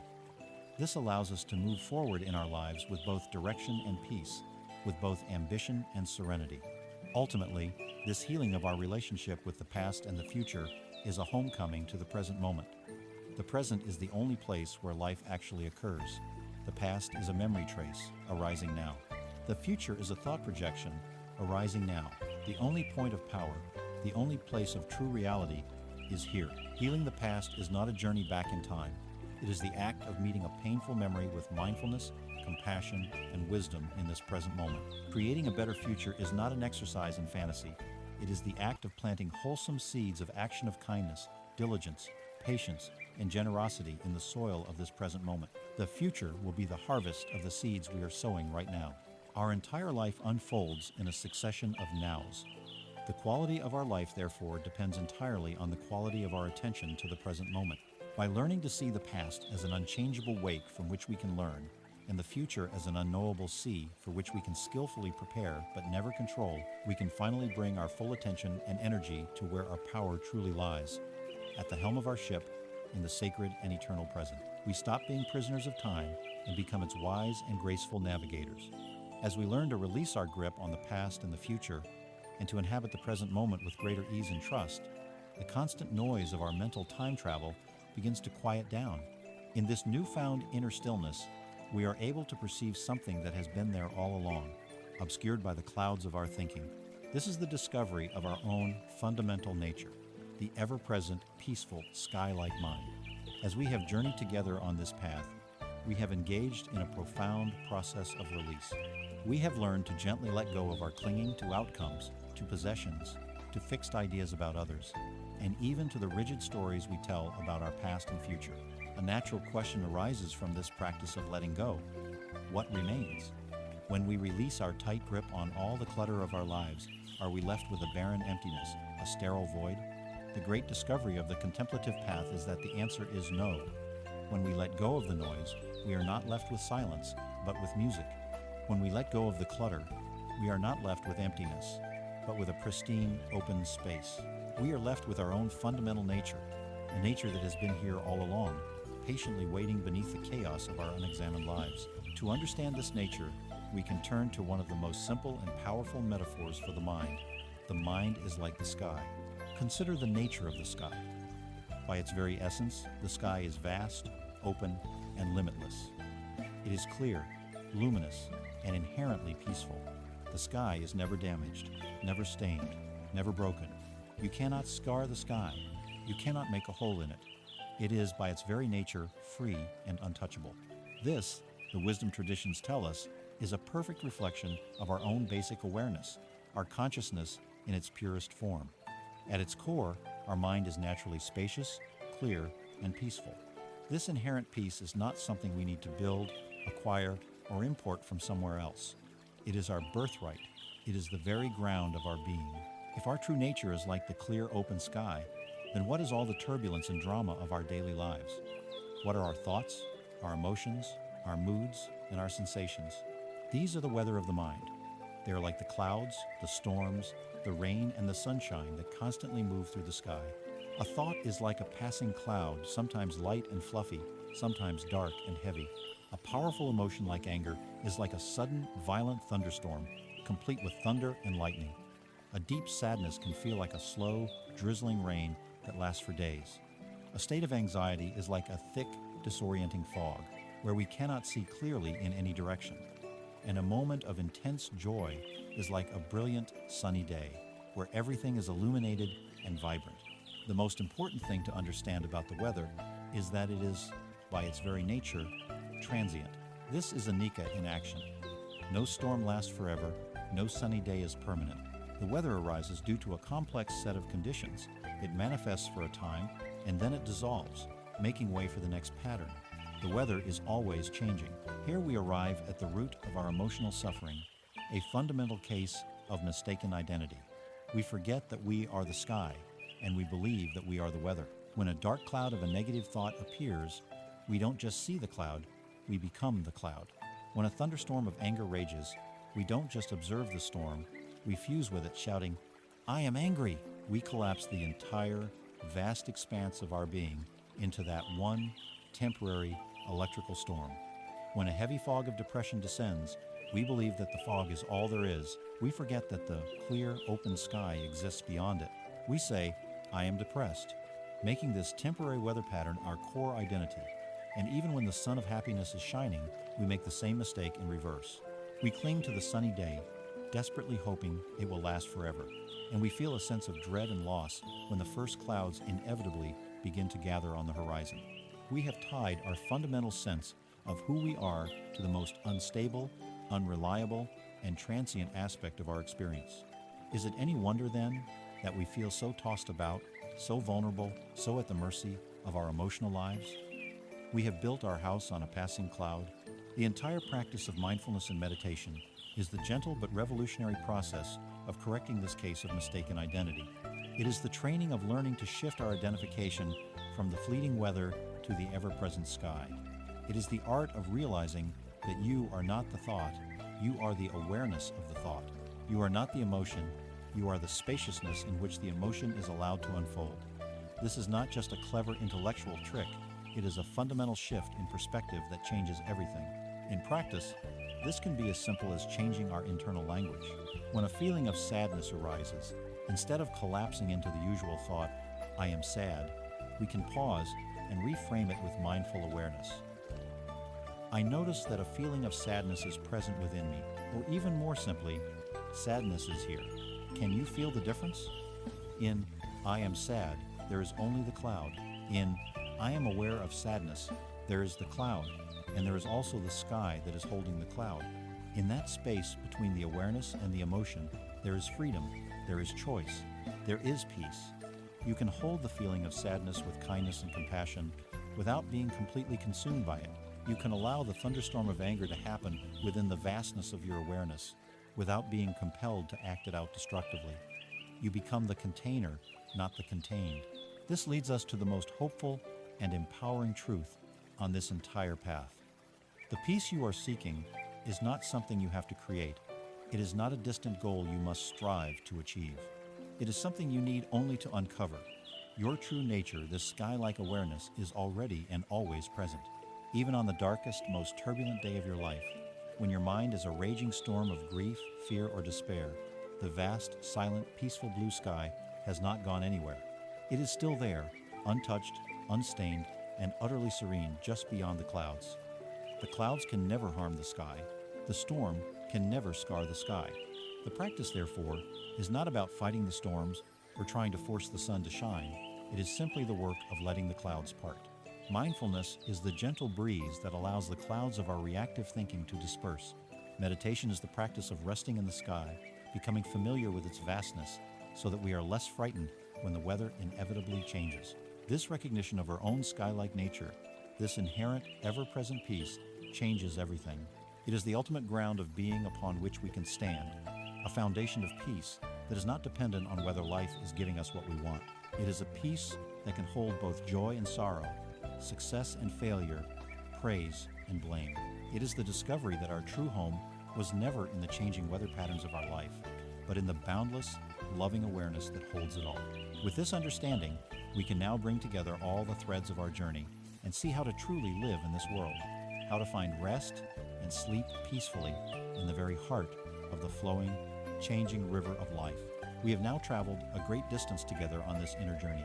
We began where so many of us find ourselves, feeling exhausted, anxious, and overwhelmed, as if we were trying to swim against the powerful current of a relentless river. We have followed the stream of this ancient wisdom to its source, exploring the nature of the river itself, the nature of our struggle against it, and the profound possibility of finding peace not by escaping the water, but by learning, at last, how to swim. Now, in this final chapter of our exploration, we bring all of these threads together to understand the ultimate meaning of our title, what it truly means to sleep peacefully in the river of change. Let us first cast our minds back over the path we have walked. We began by looking directly at the nature of the river itself, giving it the name Anicca, Impermanence. We saw that everything, from our bodies to our thoughts to the stars in the sky, is in a state of constant, unrelenting flux. We then realized that our suffering, or Dukkha, did not come from the river's flow, but from our frantic and futile attempts to resist it, the second arrow of our own making. We identified the mechanism of this resistance as Tanha, the grasping fist of craving and attachment, which tries to hold onto the water as it slips through our fingers. This led us to investigate the very eye that was doing all this grasping, and in looking closely with the lens of the five aggregates, we discovered anatta, the profound truth that there is no solid, separate, unchanging self to be found, only a selfless, interdependent process. With this liberating insight, we began to gather our tools. We cultivated mindfulness, the clear light of awareness that allows us to see the currents of our own mind without being swept away. We entered the inner gymnasium of meditation, the formal practice that strengthens and stabilizes this awareness. We learned to warm our hearts with metta and karuna, compassion, the essential buoyancy that keeps us afloat in difficult waters. We discovered the mountain-like stability of upekkha, equanimity, which allows us to feel the weather of life without being capsized by it. And finally, we glimpsed our own true nature as the vast, peaceful sky that holds the entire river and all its weather, untouched and serene. With this entire journey in our hearts, we can now understand what it means to sleep peacefully. This is a beautiful and poetic metaphor, and it does not mean to become unconscious, lazy, or unaware. In fact, it implies the very opposite. It points to a state of such deep, abiding, and restful awareness that the frantic, anxious striving of the ordinary mind can finally cease. To sleep peacefully is to end the inner war. It is the feeling of finally putting down a tremendously heavy burden, a burden you have been carrying for so long that you had forgotten what it feels like to be without its weight. This burden is your lifelong resistance to reality. It is the tension of the clenched fist, the exhaustion of the swimmer fighting the current. To sleep peacefully is to finally, deeply, and completely relax. It is to open the hand, to stop fighting the river, and to learn, for the first time, how to float. It is a state of profound trust in the process of life, a deep knowing that the river, with all its unpredictable twists and turns, is ultimately trustworthy and will carry you where you need to go. What does this look like in practice? It does not mean that the river stops flowing. Life will continue to present you with its ever-changing display of joy and sorrow, gain and loss, praise and blame. The waves will still rise and fall, but your relationship to them has been fundamentally transformed. You no longer see the river as an adversary. It has become your home. When a strong current of sadness or grief comes, you no longer struggle against it, wasting your energy in a futile battle. You have learned the skill of allowing. You allow the current to carry you, holding your pain with mindfulness and compassion, knowing that this current, like all others, will eventually shift. When you find yourself in a calm, sunlit eddy of joy, you no longer try to build a dam to trap it there, creating an anxious attachment that poisons the pleasure. You simply savor the warmth and the stillness with a full and open heart, knowing that this too is transient, which makes it all the more precious. You have become a master swimmer, able to navigate all the river's moods with grace, skill, and a deep underlying sense of peace. There is a helpful analogy of a master carpenter or woodworker. A novice carpenter often fights the wood. They try to force it into the shape they have in their mind, ignoring the material's own nature.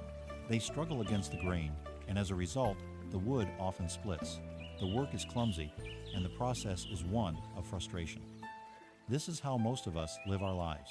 We have a rigid idea of how life should be, and we try to force the raw material of reality to conform to our will. We fight against the grain of Anicca, and the result is the splintered, frustrating experience of Dukkha. A master craftsman, however, works differently. Before they even pick up a tool, they first study the wood. They look at it deeply. They feel its texture. They observe the direction of its grain.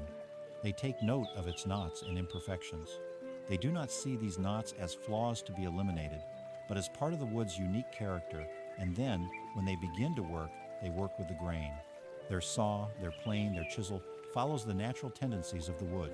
The result of this respectful and wise collaboration is a creation of strength, beauty, and harmony. The path we have explored is the path of becoming a master craftsperson of our own lives. We learn to study the grain of reality, the truth of impermanence, the nature of our own mind, and we learn to align our actions with this truth, to work with life rather than wage a constant war against it. This, then, is the final synthesis. This is peace. It is not the peace of a stagnant pond, free from movement. It is the dynamic, fluid peace of a master dancer, perfectly in sync with the music of reality. It is the peace of the deep ocean, which remains profoundly still even while its surface is covered in turbulent waves. It is the peace of the vast open sky, which allows all weather to pass through it without ever being stained or diminished. This is the art of sleeping peacefully in the river of change. It is the great rest that awaits us all when we finally stop struggling, when we let go of the banks, and we come home to the arms of reality as it is. We began our journey together with a simple image, a hand clenched tightly around a fistful of sand, trying desperately to stop it from slipping away. We saw in this simple, futile act a reflection of our own lives, our constant struggle to hold on to moments, to people, to ideas, to a fixed sense of self, and the deep exhaustion that comes from this fight against the nature of reality. We gave a name to this ceaseless flow, Anicca, Impermanence. We saw that our suffering, our Dukkha, arose not from the flow itself, but from our resistance to it. We identified the mechanism of this resistance as Tanha, the grasping fist of craving, fueled by a fundamental misunderstanding of who we are. Along the way, we gathered the tools for our liberation, the clear light of mindfulness to see the process as it happens, the inner gymnasium of meditation to steady our minds, the wisdom of letting go to open the clenched fist, and the profound warmth of compassion to heal our own hearts.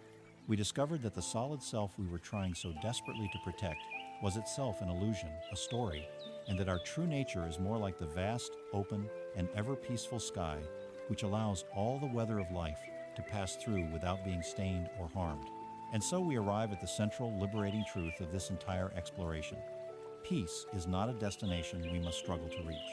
It is not an external prize to be won, or a permanent state of pleasurable bliss that excludes all pain.